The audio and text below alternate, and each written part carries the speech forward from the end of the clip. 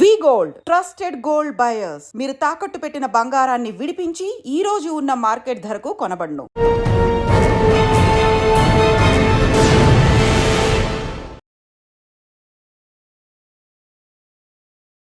Welcome to crime diaries. ఈ వారం మన guest one of the best police officer.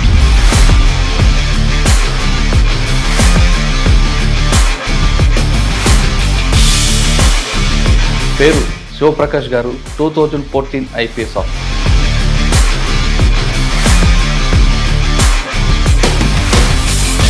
Bengaluru అనగానే ట్రాఫిక్ జామ్ అంటుంటారు.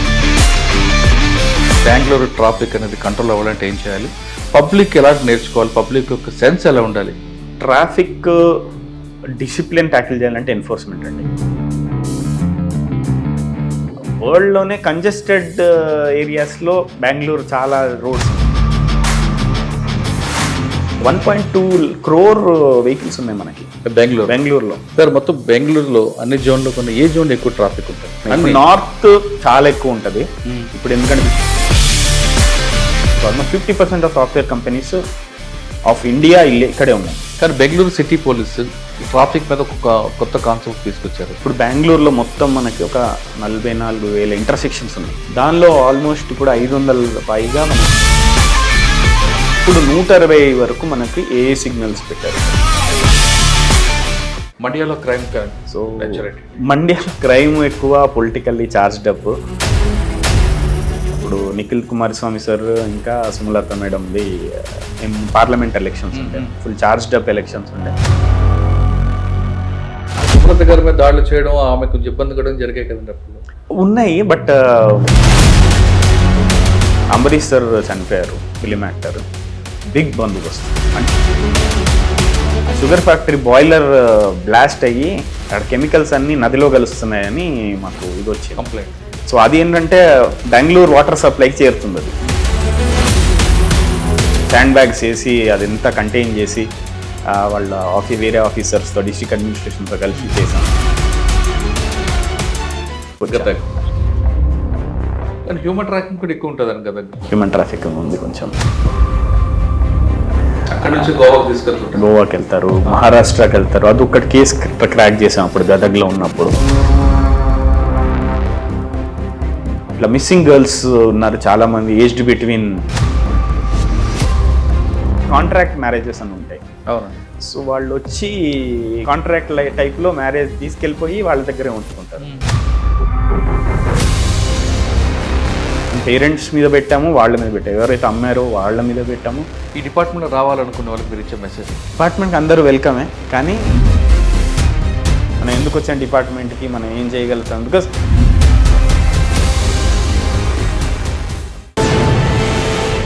శివప్రకాష్ గారు తెలంగాణలో వరంగల్ జిల్లాకు చెందిన వ్యక్తి. ప్రస్తుతం కర్ణాటకలో అతని పేరు చెప్తే ట్రాఫిక్ వాళ్ళ గారు మిగతా వాళ్ళందరూ కూడా కొంచెం చాలా భయపడుతుంటారు. ప్రస్తుతం ఆయన బెంగళూరులో సౌత్ ట్రాఫిక్ డీసీపీగా పనిచేస్తున్నారు. 2004లో ఐపీఎస్ సెలెక్ట్ అయిన ఆయన ఇక్కడికి వచ్చిన తర్వాత కర్ణాటకలో చాలా ప్లేస్లో పనిచేశారు, ఎస్పీగా చేశారు. ఇప్పుడు ట్రాఫిక్లో ఉన్నారు.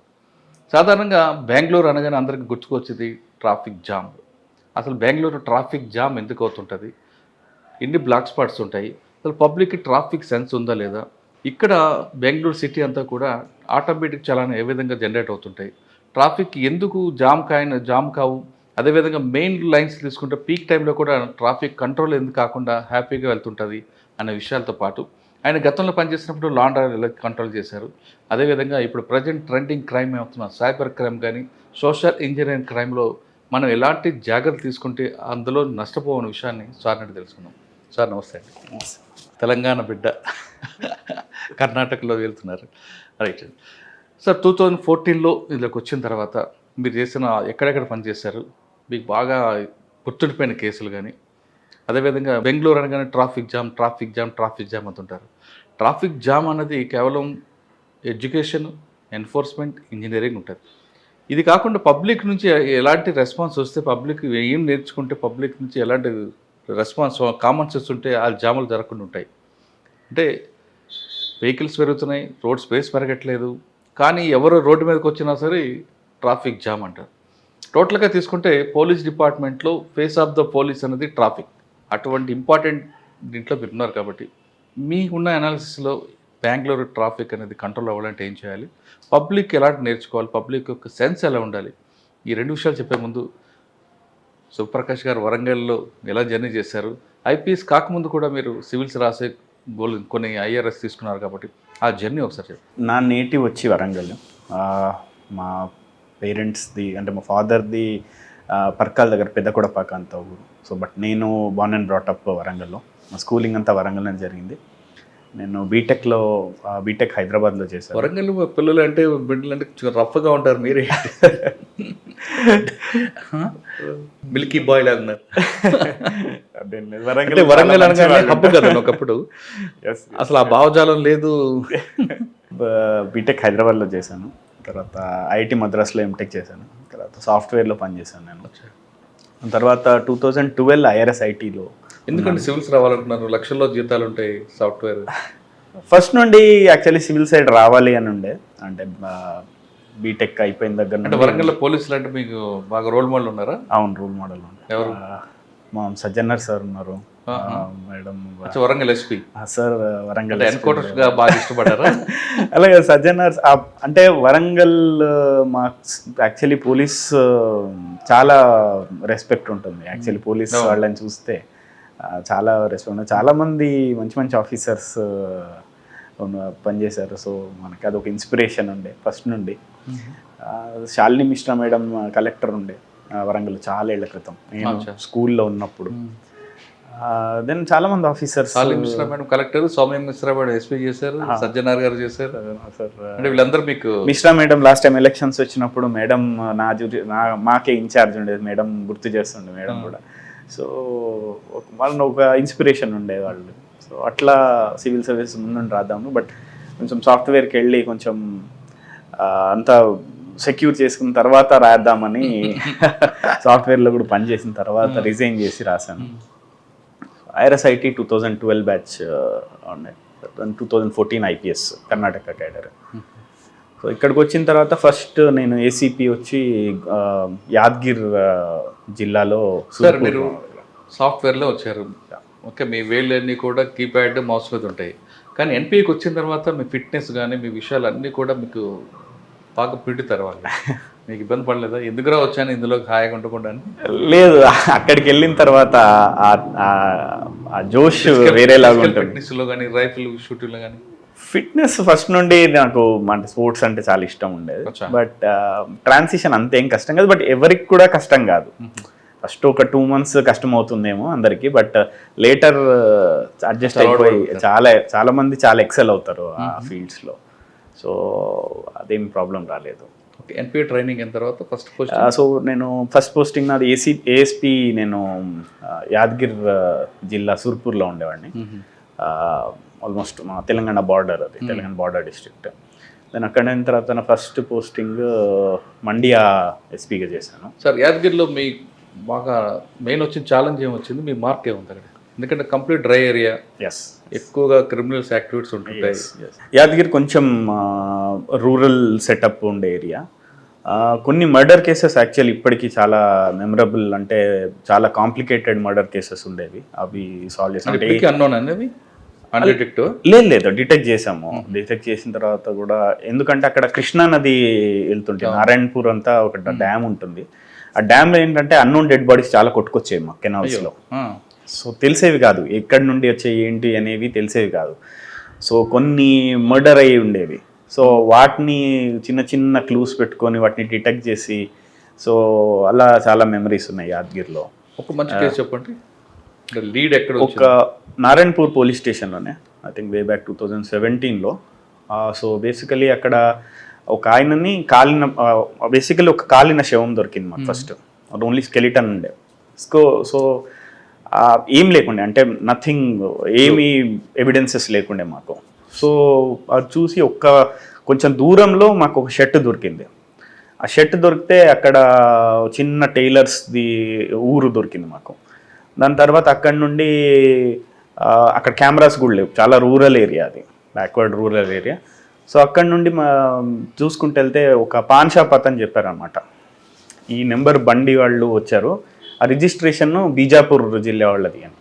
సో పక్క నైబరింగ్ బీజాపూర్, అంటే డ్యామ్ దాటితే బీజాపూర్. అచ్చా. సో వెళ్ళి అక్కడ కనుకుంటే ఊరు ఏదైనా వెతకాలి మనం, ఎన్నో ఊర్లు ఉంటాయి బీజాపూర్లో. సో అట్లా అని చెప్పి 2 కానిస్టేబుల్స్, ఒక సబ్ ఇన్స్పెక్టర్, మంచి వర్కర్స్ ఉండేవాళ్ళు. ఒక్క క్లూ దొరికింది మాకు, ఏంటంటే ఒక ఆయనను ఐడెంటిఫై చేసాము. ఆయన బెంగళూరులో పనిచేస్తాడు అని మాకు తెలిసింది, ఒక లారీ దానిలో డ్రైవర్ అని. But A lorry A driver అనేది తెలియదు.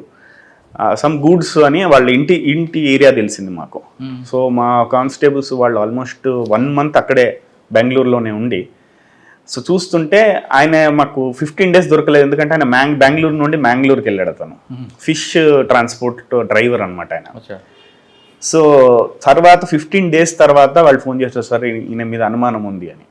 దాని తర్వాత ఆయన గురించి వెరిఫై చేస్తే, వాళ్ళ ఇంటి గురించి వెరిఫై చేస్తే బీజాపూర్లో ఒక ఊరికి సంబంధించిన వాళ్ళు అక్కడ వెరిఫై చేస్తే ఒక ఆయన మిస్సింగ్ ఉండేవాడు అదే ఊర్లో. ఆయన గురించి చూసి ఆయనది టాలీ చేస్తే ఆయన హైట్, అంటే స్కెలిటల్ దాన్ని బట్టి హైట్ తెలుస్తుంది మనకి, ఎంత హైట్ ఉంటారు, హైట్ మ్యాచ్ అవుతుండే. సో దాని తర్వాత ఆయన మిస్సింగ్ కంప్లైంట్ ఎప్పుడైంది అనేది చూస్తే యాక్చువల్లీ మిస్సింగ్ కంప్లైంట్ కూడా దొరకలేదు మనకి. ఆయన కనిపించట్లేదు చాలా రోజుల నుంచి అని చెప్పారు మాకు. సో అట్లా చూస్తే టాలీ అయింది. సో దాన్ని చూస్తే ఆయన మర్డర్ అయిన ఆయన సేమ్ అని తెలిసింది. మేము బ్లడ్ DNA అది చేస్తే వాళ్ళ మదర్దిను DNA మ్యాచ్ అయింది.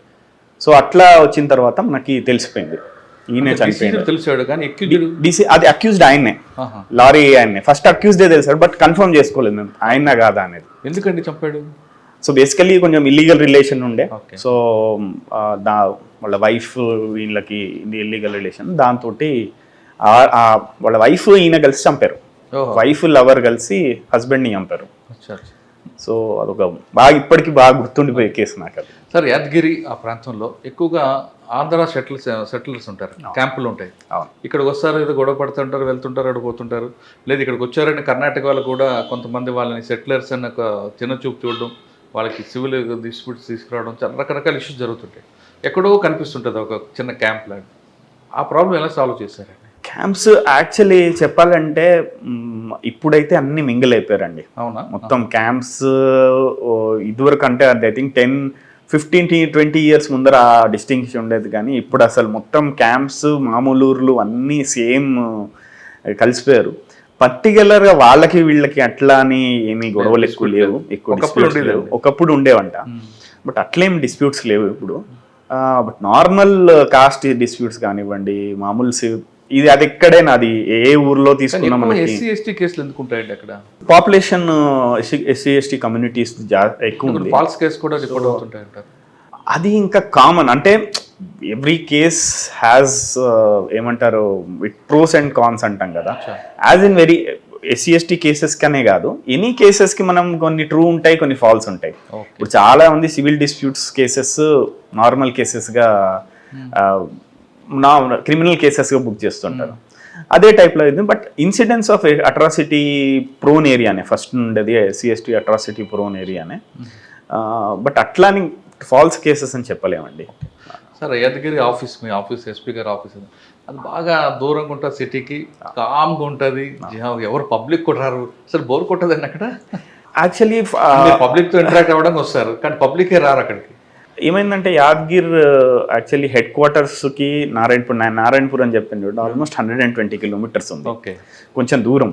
ఫస్ట్లో పెటిషనర్స్ వచ్చేవాళ్ళు కదా, బట్ ఇప్పుడు బాగానే వస్తున్నారు. అంటే స్పీకర్ ఆఫీస్ కూడా చాలా నిర్మానుష్యంగా, అంటే అది ఏంటంటే DC ఆఫీస్, SP ఆఫీస్ అన్ని కొంచెం అవుట్స్కర్ట్స్ లో పెట్టారు. బట్ వస్తూనే ఉంటారు. కాలేజ్ కూడా ఉంటుంది ఒకటి. అసలు ప్లేన్ ఏరియా, చుట్టూ ఎవరు మనుషులు కూడా కనపడరు, డ్రై ఏరియా. బట్ పెటిషనర్స్ ఇప్పుడైతే వస్తున్నారు బాగానే. ఒక ల్యాండ్ గ్రాబర్ ఉంటాడండి, ఐడియా ఉందా మీకు? అక్కడ ఆయన కోసం చాలా మంది పోలీస్ ఆఫీసర్లు బాగా టార్గెట్ చేశారు. నేనప్పుడు ఐడియా లేదు నాకు. అంటే పిటిషన్ వచ్చినా చాలా ఆయన రిమైండ్ చేస్తామని కూర్చున్నారు. Okay okay okay. ఎదుగురు మన SP గారి ఆఫీస్ బ్యాక్ సైడ్ ఉంటారు క్యాంప్. అది వేరే సబ్ డివిజన్ వస్తుంది. నాది షాపూర్, సుర్పూర్ 2 తాలూకాలు వస్తాయి. So but I enjoyed Yadagiri ASP Surpur stint. Yadagiri తర్వాత కొన్ని రోజులు నేను చీఫ్ ఆఫీస్లో ఉన్నాను ఇక్కడ, DG ఆఫీస్లో. తర్వాత ఫస్ట్ డిస్ట్రిక్ట్ వచ్చి మండ్యా. మండ్యాలో క్రైమ్ సో మండ్యాలో క్రైమ్ ఎక్కువ, పొలిటికల్లీ చార్జ్డ్ అప్, కానీ మంచి డిస్ట్రిక్ట్. చాలా ఏంటంటే ఒక అకౌంటబుల్ పీపుల్. మన అన్యాయం అయితే అన్యాయం అవుతుందని చెప్తారు వాళ్ళు మొహం మీద. సో వాళ్ళు అట్లాంటి charged up crowd. At the same time నాకు మోస్ట్ సాటిస్ఫాక్టరీ స్టింక్ట్ అంటే మండ్యాదే. ఎందుకంటే ఎలక్షన్స్ జరిగాయి అప్పుడు, నిఖిల్ కుమారస్వామి సార్ ఇంకా సుమలత మేడంది పార్లమెంట్ ఎలక్షన్స్ ఉండే, ఫుల్ చార్జ్డ్ అప్ ఎలక్షన్స్ ఉండే. సో నాకు అది మంచి ఎక్స్పీరియన్స్. చాలా మంది యాక్చువల్లీ డిప్లాయ్మెంట్ కూడా చాలా ఇచ్చారు నాకు. సుమలత గారి మీద దాడులు చేయడం, ఆమెకు ఇబ్బంది కూడా జరిగాయి కదండి అప్పుడు. ఉన్నాయి, బట్ ఫిజికల్గా అట్లేం జరగాలి చూసుకున్నాం, ఎన్ష్యూర్ చేసాం. బాగా డిప్లాయ్మెంట్ ఉండే, ఆల్మోస్ట్ ఒక్క డిస్టిక్లో 3 జిల్లాల డిప్లాయ్మెంట్ చేసాం. సో ఫిజికల్లీ ఎవరి మీద అటాక్స్ అట్లాంటివి నథింగ్, ఒక్క ఇన్సిడెంట్ కూడా జరగలేదు. బాగా జరిగింది. కానీ సుమలత గారు ఏమనేవారండి మీకు? మామూలు ఫోన్ చేసేవారు, అంటే నార్మల్ ఏమన్నా గ్రీవెన్సెస్, ఏమన్నా సెక్యూరిటీ కావాలి, ఏమన్నా ఇష్యూస్ అవుతున్నాయి, ఎవరైనా వచ్చి బెదిరిస్తున్నారు, ఏమన్నా ఎలక్షన్స్ని వాళ్ళు ఇన్ఫ్లుయెన్స్ చేస్తున్నారు, ఇట్లాంటివి అడిగేవారు. నార్మల్ రిటర్న్ ఫార్మల్ కంప్లైంట్స్ ఇచ్చేవాళ్ళు. వీ వుడ్ అటెండ్ ఇమీడియట్గా. సార్ ఫస్ట్ జిల్లాలో మీకు బాగా గుర్తుండిపోయిన సంఘటన కానీ మీ మార్క్ ఉంది ఏముంది అక్కడ? బందోబస్తులే ఉండే నాకు ఒక వారం టోటల్ నిద్ర లేకుండా బందోబస్తు ఉండేది. ఒక వారం నాకు బాగా గుర్తు ఇప్పటికీ. అంబరీష్ సార్ చనిపోయారు, ఫిలిం యాక్టర్. బిగ్ బందోబస్తు. అంటే నాకు అది ఫస్ట్ ఇన్సిడెంట్స్ ఏంటంటే, ఫస్ట్ డే ఏమైందంటే, ఒకటి అక్కడ షుగర్ ఫ్యాక్టరీ ఉండేది మద్దూరు తాలూకాలో. ఆ షుగర్ ఫ్యాక్టరీ బాయిలర్ బ్లాస్ట్ అయ్యి అక్కడ కెమికల్స్ అన్నీ నదిలో కలుస్తున్నాయని మాకు ఇది వచ్చింది, కంప్లైంట్. బేసికల్ అయింది అది అయితే. సో అది ఏంటంటే బెంగళూరు వాటర్ సప్లైకి చేరుతుంది అది. సో ఇమ్మీడియట్గా వెళ్ళి మేము అక్కడ శాండ్ బ్యాగ్స్ వేసి అదంతా కంటైన్ చేసి వాళ్ళ వేరే ఆఫీసర్స్తో, డిస్ట్రిక్ట్ అడ్మినిస్ట్రేషన్తో కలిసి చేసాము. So that was quick action అయింది. అది అయిన తర్వాత ఇంకో అన్ఫార్చునేట్ ఇన్సిడెంట్ జరిగింది. ఒక నదిలో 30 మెంబర్స్ చిన్నపిల్లలు చనిపోయారు, కెనాల్లో పడిపోయి. అయ్యో. అంటే కెనాల్ పక్కన రోడ్డు ఉండేది, కెనాల్లో పల్టీ అయిపోయి 30 మెంబర్స్ చనిపోయారు. So immediate consecutive days. So అది చాలా పెద్ద ఇష్యూ అయిపోయింది. అంటే గ్రీవెన్స్, పేరెంట్స్ చాలా హర్ట్ అయి ఉండే, సీఎం గారు వచ్చారు. So it was a big thing. తర్వాత నెక్స్ట్ డే అంబరీష్ గారు చనిపోయడం జరిగింది. సో క్రౌడ్ చాలా వచ్చింది. ఆల్మోస్ట్ 4 lakhs 5 lakhs ఫ్లోటింగ్ ఉండేది. సో మేనేజ్ చేసాం అదంతా ఆ వారం. క్రౌడ్ మేనేజ్మెంట్ ఏం చెప్తుందండి? ఇంత క్రౌడ్ వచ్చింది ఒకేసారి, అది అన్ఎక్స్పెక్టెడ్ ఇష్యూ. ప్లాన్డ్గా అనుకుంటే మీరు అన్ని బందోబస్తు చేసుకోవచ్చు, అన్ఎక్స్పెక్టెడ్ ఇష్యూ. దాన్ని ఎలా కంపార్ట్మెంట్ వైజ్గా పంపారా? ఎందుకంటే అందరూ కూడా చూడాలనుకుంటారు ఆయన్ని, డెడ్ బాడీని. ఒకవైపు మేడం ఉంటారు, ఒకవైపు అది.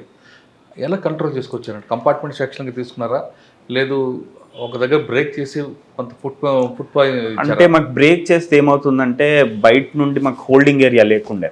ఓకే. సో మేము ఏం చేసామంటే, గ్యాంగ్ వే అంటాం మేము, అంటే బ్యారికేడ్స్ తోటి మనం గ్యాంగ్ వే పెడతాం కదా, అది జిగ్జాగ్ పెట్టి ఆల్మోస్ట్ 3 kilometers గ్యాంగ్ వే పెట్టాం, ఎంట్రీ బట్ ఎగ్జిట్.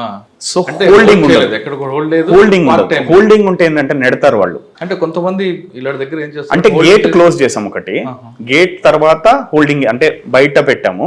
ఇది కంప్లీట్ కాంది, మేము గేట్ ఓపెన్ చేయలేదు.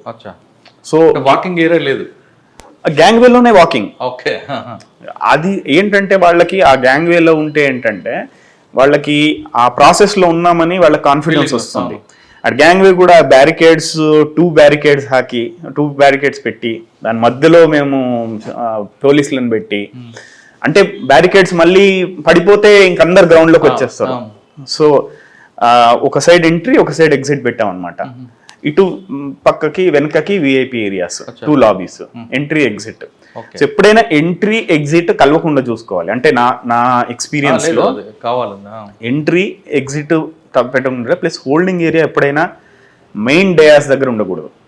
హోల్డింగ్ ఏరియా మెయిన్ డయాస్ దగ్గర ఉంటే నెడతారు, ఎందుకంటే వాళ్ళకి ఆతృత ఉంటుంది, దగ్గరకు వచ్చాము తొందరగా వెళ్ళిపోవాలి అని. ఎప్పుడైనా చూడండి, క్రౌడ్ ఎప్పుడు రెస్ట్లెస్ అవుతారు, దగ్గరుంటే రెస్ట్లెస్ అవుతారు, దూరం నిలబడితే రెస్ట్లెస్ గారు. బట్ వాళ్ళకి సైట్ లో ఉండాలి. నేను సైట్ లో స్లో మూవింగ్ అట్లా అసలు ఇంత కూడా బాగా చదివేశారు. కాదు, అది యాక్చువల్లీ బాగా ఎక్స్పీరియన్స్. మేము పర్టికులర్ ఉండే మేము ఆ రోజు ఈ గ్యాంగ్ వే ఒకటి చేయాలి అని బ్యారికేడింగ్ ఆల్మోస్ట్. అంటే హోల్డింగ్ ఏరియా ఎక్కడ పెట్టలేదు మీరు? హోల్డింగ్ ఏరియా బయట పెట్టాం, గ్రౌండ్ బయట పెట్టాం. వాకింగ్ ఏరియా మొత్తం గ్రౌండ్ లో. వాకింగ్ ఏరియా కూడా జిగ్జాగ్ 2 కిలోమీటర్స్ చేసాం ఆల్మోస్ట్. అంటే కొంచెం జిగ్జాగ్ వేసి మళ్ళీ స్ట్రైట్, కొంచెం జిగ్జాగ్ వేసి మళ్ళీ స్ట్రైట్. మూమెంట్ ఉంది కాబట్టి క్యూ వాళ్ళు కూడా హ్యాపీగా ఉంటారు. వాళ్ళు హ్యాపీగా ఉంటారు, ఆగట్లేదు ఇక్కడ. మనం ఆపితే వాళ్ళు ఇది అంటే అక్కడ ఇంకా మనం గుళ్ళల్లో ఉన్నట్టు వాళ్ళని వెంటనే పంపించడం అనమాట, ఎవరు ఆగకుండా అక్కడ. సో అది మెయిన్ గా బ్యారికేడ్స్ అండి. మా పోలీసుకి మల్టీప్లేయర్ ఎఫెక్ట్ ఇట్లాంటి పెద్ద బందోబస్తులలో మాకు బ్యారికేడ్స్, పార్కింగ్, బ్యారికేడ్స్ ఇవి 2 సరిగ్గా ఉంటే మనకి ఎంత పెద్ద బందోబస్తు అయినా చేయొచ్చు. అంటే హోల్డింగ్ ఏరియా మాత్రం స్టేజ్ దగ్గర ఉండకూడదు. గుంపు 1 లైన్ కాకుండా 2 లైన్స్ 3 లైన్స్ ఎప్పుడు పంపించకూడదు. నెట్టుకుంటారు అక్కడ, సింగిల్ లైన్ అంతే పెట్టాలి. గ్యాప్ పెడితే ఇంకా బెటర్ ఏమో, జిగ్జాగ్ పెడితే బెటర్. ఇన్స్టెడ్ ఆఫ్ పెద్దది పెట్టే బదులు చిన్నది జిగ్జాగ్ పెడితే మనకి నడుస్తూ ఉంటారు కంటిన్యూస్ గా, 1 by 1 వెళ్తూనే ఉంటారు. తిరుపతి క్యూ లాగా మనకి ఎంతైనా నడుస్తూనే ఉంటుంది అది. సో కాబట్టి ఇబ్బంది ఉండదు. అది బాగా గుర్తుంటుంది మాకు, బాగా చాలా గుర్తుంది అది. ఇంకేమున్నాయండి అక్కడ? కూడా పెక్యులర్ కేసు ఉండేది, అది కూడా ఒకటి మర్యాద హత్య కేసు ఉండేది ఒకటి, అది కూడా పరువు హత్య. అది బాగా చేశారు మా కానిస్టేబుల్స్, 2 ఉండే, బాగా గుర్తు నాకు వాళ్ళు కూడా. ప్లస్ అక్కడ ASP DSP inspector, I think Mallavalli police station లిమిట్స్లో. సేమ్ అన్నోన్ డెడ్ బాడీ, ఇద్దరిది, ఒక బాయ్ ఒక గర్ల్. అది కూడా ఒక చోట దొరకలేదు. బాయ్ ఒక చోట, గర్ల్ కొంచెం కొట్టుకుపోయి ఇంకో చోట. వాళ్ళిద్దరు కనెక్టెడ్ అని కూడా తెలియదు మాకు. దానిలో ఏమైందంటే ఒక్కటే క్లూ ఉండే ఆయన కాలర్ మీద, అది కూడా ఏం డీకంపోజ్ అయిపోయింది బాడీ, చాలా రోజులు అయిపోయిన తర్వాత. చూడగొండనల్లి అని ఒక ఒక ఊరుండే. చూడగొండనల్లి మనం నెట్లో వెతికితే ఒకటి, ఐ థింక్ గోదావరి జిల్లాలో ఎక్కడ వచ్చింది, చూడగొండనల్లి అని ఉంది. సో ఆ టైప్ ఊరు ఒకటి గుంటూరు వెస్ట్ గోదావరి మధ్యలో అక్కడ వచ్చింది, ఇంకోటి హొసూరు దగ్గర వచ్చింది బార్డర్. సో 2 టీమ్స్ పంపించాం, అక్కడికి ఒక టీం, ఇక్కడ ఒక టీమ్. ఈ హొసూరు పంపించిన 2 కానిస్టేబుల్స్ ఆల్మోస్ట్ 3 డేస్లో సాల్వ్ చేశారు. అది తమిళనాడు కేసు. సో 2 వేరే కులాలని చెప్పేసి అమ్మాయి వాళ్ళ పెద్దనాన్న వాళ్ళు ఇక్కడ తీసుకొచ్చి చంపేశారు. అమ్మాయి తమిళనాడు, అబ్బాయి ఆంధ్ర. ఇద్దరు కానీ తెలుగులో రాసింది. మరి అది హొసూరు బార్డర్ కాబట్టి నాకు తెలిసి తెలుగు కూడా ఉండొచ్చు, తెలిసిపోయింది కాబట్టి అది కూడా బయటకు వచ్చిందా? అందరూ వాళ్ళు బయటకు వచ్చేసింది. ఇంకా మాకు ఫస్ట్ అబ్బాయి తెలిసింది. అబ్బాయి కోసం వెతికితే అమ్మాయి కూడా ఇదే రిలేటెడ్ అని తెలిసింది, 2 లవర్స్ అని తెలిసింది, వేరే క్యాస్ట్ అని తెలిసింది. సో అక్కడ ఇది చేస్తే వాళ్ళ ఫ్రెండ్స్ అది చేస్తే వీళ్ళ పేరెంట్స్కి ఇష్టం లేదు, అది ఇది అని ఇది చేస్తే తర్వాత మేము వాళ్ళని ఇంట్రాగేషన్ చేస్తే తెలిసిపోయింది వాళ్ళు బేసికలీ కులం వేరే అని చెప్పేసి. వాళ్ళ పెద్దనాన్న సాధించారండి, సొసైటీ ఇంకా అట్లా ఉంది. వాళ్ళు చంపిన వాళ్ళు జైలుకి వెళ్ళి ఉంటారు కదా, జైలుకి వెళ్ళి ఉంటారు. అండ్ యంగ్ పాపం 19 years 18 years అంతే వాళ్ళకి. Just I think degree 2nd yearలోనే ఉన్నారు వాళ్ళు. Very unfortunate. బట్ అది తమిళనాడు పేపర్స్లో అప్పట్లో చాలా వచ్చింది దాని గురించి. బాగా క్రాక్ చేసామని 3 days 4 daysలో క్రాక్ చేసేసినాం ఆ కేసు. ఇంకోటి కొంచెం పెక్యులర్ కేసు అంటే, ఒక ఆయన వాళ్ళ ఫ్రెండ్ తల కట్ చేసి స్టేషన్ తీసుకొచ్చి పెట్టాడు. అదొక చాలా అప్పట్లో బాగా ట్రెండ్ అయిన కేసు అది. సో బేసికలీ చిన్న డిస్ప్యూట్, వాళ్ళ అమ్మ నేను అన్నారు, తిట్టాడు అని చెప్పేసి ఫ్రెండ్నే. బట్ మాకు ఒక ఇంపార్టెంట్ క్లూ ఏం దొరికిందంటే, మాకు బస్సు అదే టైంకి ఆర్టీసీ బస్సు వెళ్తుండే అక్కడ. సో ఆ డ్రైవరు వాళ్ళందరూ చూసారు అది చంపేయడం వాళ్ళిద్దరిని. సో దాన్ని బట్టి ఎవిడెన్స్ బాగా వచ్చింది మాకు. అంటే హెడ్ తీసుకొచ్చి ఆయనే సరెండర్ అయ్యారు, నేనే చంపేశాను. కానీ మాకు ఆయన చెప్పింది కాకుండా వేరే ఎవిడెన్స్ ఉండాలి కదా. సో అందుకే మేము చూస్తే ఆర్టీసీ బస్సు వాళ్ళు చెప్పారు. అంటే కన్విక్షన్ వచ్చిందండి. ఈ కన్విక్షన్ నడుస్తుంది, ట్రయల్ నడుస్తుంది. అది ఒక ఇంపార్టెంట్ కేసు. ఇంకా మండ్య తర్వాత నేను కార్వార్కి వెళ్ళాను. ఉత్తర కన్నడ అంటాం, ఉత్తర కన్నడ జిల్లా కార్వార్, ఉత్తర కన్నడ జిల్లా, కోస్ట్కు ఉంటుంది. That is also very good district. 2 years but 1.5 year almost కోవిడ్లో ఉంది అది. 1.5 year Covid time. So Dharwad తర్వాత కోస్ట్కి ఉంటుంది, మన ఉడిపి పైన ఉంటుంది. ఓకే. ఉడిపి గోవా మధ్యలో ఉంటుంది అది. మంచి వెదర్ బాగుంటుంది. Very beautiful district, greenery, forest, చాలా మంచి డిస్ట్రిక్ట్. అక్కడే ఉంది సార్ క్రైమ్. అక్కడ మాకు భట్కల్ ఉంది. అది కొంచెం ఇష్యూ ఉంది కదా బతుక. భట్కల్ ఇంపార్టెంట్ ఏంటంటే ఒక్క కేసులో బ్రదర్స్ ఉంటారు, ఇండియన్ ముజాహిద్దీన్ పుట్టింది అక్కడే, ఆరిజిన్ అక్కడి నుంచి వచ్చింది. ఆరిజిన్ అక్కడే. వాళ్ళ మూమెంట్ ఉందంటారా సార్? అక్కడ సింపథైజర్స్ ఉన్నారు ఇంకా ఉంటారు. అంటే మనకి ఏంటంటే we cannot rule out anything అట్లా. ఒకవైపు సముద్రం మంచి బాగుంటుంది, ఇటువైపు వీళ్ళు చూస్తుంటే అంత ఎందుకండి. ఇంకా సొసైటీ మనం ఇంకా దాని గురించి కమెంట్ చేయలేం. బట్ ఏంటంటే ఇట్ ఈస్ ఆల్వేస్ వస్తుందా గోకర్ణ? గోకర్ణ కూడా నాకు వస్తుంది. సో గోకర్ణ, మురుదేశ్వర్ అది మీకే? Murudeshwar, Gokarna tourist place. అది టూరిస్ట్ ప్లేస్, పెద్ద డిస్ట్రిక్ట్ చాలా. ఒక ఎండ్ నుండి ఇంకో ఎండ్కి ఆల్మోస్ట్ 300 కిలోమీటర్లు అది. ఒక్క నా హెడ్ క్వార్టర్స్ నుండి సిద్ధాపూర్ అని ఉంటుంది బార్డర్, 300 కిలోమీటర్స్, 280 కిలోమీటర్స్ ఆ బార్డర్. పెద్ద డిస్ట్రిక్ట్ చాలా, ఏరియా వైజ్ సెకండ్ బిగ్గెస్ట్ దీనిలో. అక్కడ టూరిస్ట్ ఏరియాలో క్రైమ్ ఎక్కువ జరుగుతుంటుంది. మీకు ఒక మణిపాల్ యూనివర్సిటీ కూడా మీకే వస్తుంది? లేదు, మణిపాల్ ఉడిపికి వస్తుంది. ఉడిపికి వస్తుంది. భట్కల్లో అయితే ఇంపార్టెంట్ కేసు, మేము ఒక పాకిస్తాన్ ఆమెను పట్టుకున్నాము. ఆల్మోస్ట్ 10 years నుండి వితౌట్ వీసా ఉంటుంది ఆమె. ఎందుకు? ఇల్లీగల్గా వచ్చింది ఇండియాకి, ఇక్కడే పెళ్లి చేసుకుంది, భట్కల్లో పెళ్లి చేసుకుంది. ఇద్దరు మాకు కొంచెం ఇన్ఫర్మేషన్ వచ్చింది ఇట్లా ఉన్నారని. అది చాలా పెక్యులర్ కేసు ఉండేది. మరి ఆమెను ఎలా పంపించారు? అంటే అసలు దొరకడమే చాలా కష్టమైంది. వాళ్ళకి ఏమైందంటే పెద్ద పెద్ద ఇళ్ళు అక్కడ భట్కల్లో, అన్ని పెద్ద పెద్ద ఇళ్ళు, 6 bedroom 7 bedroom ఇళ్ళు. కాంపౌండ్ వాల్స్ కూడా చాలా పెద్దగా ఉంటాయి. ఎవ్వరు లోపలికి ఏం జరుగుతుందో తెలియదు. కుక్కలు ఉంటాయి, వెళ్తే అన్ని డోర్స్ లాక్ ఉన్నాయి లోపల నుండి, కానీ లోపల బ్రేక్ చేసుకుని వెళ్తే ఎవరు లేరు. చాలాసేపు వెతికాం, ఎవరు దొరకలేదు. అక్కడ మా కానిస్టేబుల్, సబ్ ఇన్స్పెక్టర్ వాళ్ళు చాలా అడమెంట్ ఉండే. మేము ఇంకా 3 hours వెతికాం, ఎక్కడ దొరకలేదు. ఎక్కడికి వెళ్ళారో తెలియట్లేదు. అన్ని డోర్స్ క్లోజే ఉన్నాయి. ఇప్పుడు ఎక్కడైనా ఎస్కేప్ అయితే వేరే డోర్ ఓపెన్ అయ్యి ఉంటుంది కదా, అన్ని డోర్స్ క్లోజే ఉన్నాయి. వీళ్ళు ఎక్కడికి వెళ్ళారో తెలియట్లేదు. సో లోపల నుంచి క్లోజ్ ఉందా బయట? లోపల నుండి. లోపల ఎవరు ఉంటారు కదా. అది అని మేము 3 hours వెతికాం, దొరకలేదు మాకు. తర్వాత ఇంక మా కానిస్టేబుల్స్ వాళ్ళు వదలలేదు. ఇద్దరు ముగ్గురు ఉన్నారు వాళ్ళు. సరే ఎక్కడో ఉండే ఉంటారు వీళ్ళు, ఎక్కడ వెతుకుదాం. ఒక కబోర్డ్ వెనకాల సీక్రెట్ ప్యాసేజ్ పెట్టుకున్నారు వాళ్ళు. ఒక పెద్ద కబోర్డ్ ఉంది, ఆ కబోర్డ్ తీస్తే దాన్ని ఇట్లా కొడితే దాని వెనకాల ఉంది ఓ డోరు. ఆమె ఉన్న వాళ్ళు ఇద్దరు పిల్లలు అక్కడ దాచిపెట్టారు, వాళ్ళే దాచుకున్నారు. అట్లా దొరికారు వాళ్ళు. సార్ ఆమె ఎలా వచ్చింది ఇండియాకి? ఇల్లీగల్ రూట్, నేపాల్ నుంచి వచ్చింది. నేపాల్ ఇప్పుడు 10 years బ్యాక్ ఎప్పుడు వచ్చింది. పాకిస్తాన్, నేపాల్ నుంచి క్రాస్ అయింది. ఇక్కడ లవర్ ఉన్నారనా? పెళ్లి చేసుకుంది ఇక్కడ. ఆ అబ్బాయి కోసం వచ్చింది ఆమె. యాక్చువల్లీ అక్కడ నవాయితీ కమ్యూనిటీ అంటూ ఉంటుంది భట్కల్లో. వాళ్ళకి అక్కడ పాకిస్తాన్ కరాచీలో నవాయితీస్ ఉంటారు, ఆయన హైదరాబాద్లో కూడా ఉన్నారు. అవును. సో నవాయితీస్ వాళ్ళకి మ్యారిటల్ రిలేషన్స్ ఉంటాయి. ఓకే. సో వాళ్ళు పెళ్లి చేసుకుంటారు, విజిటింగ్ వీసా మీద వచ్చి పెళ్లి చేసుకొని వెళ్తారు అట్లా. మరి అమ్మాయి ఎలా రాకుండా ఇల్లీగల్గా వచ్చింది? ఇల్లీగల్గా వచ్చింది. ఇల్లీగల్గా వచ్చి 10 years ఆల్మోస్ట్ ఉంది అక్కడ. మరి ఏం చేశారంటే అమ్మాయిని? డిపోర్ట్ చేశారు, పిల్లలతో సహా డిపోర్ట్ చేశారు. హస్బెండ్ ఇక్కడే ఉన్నారు.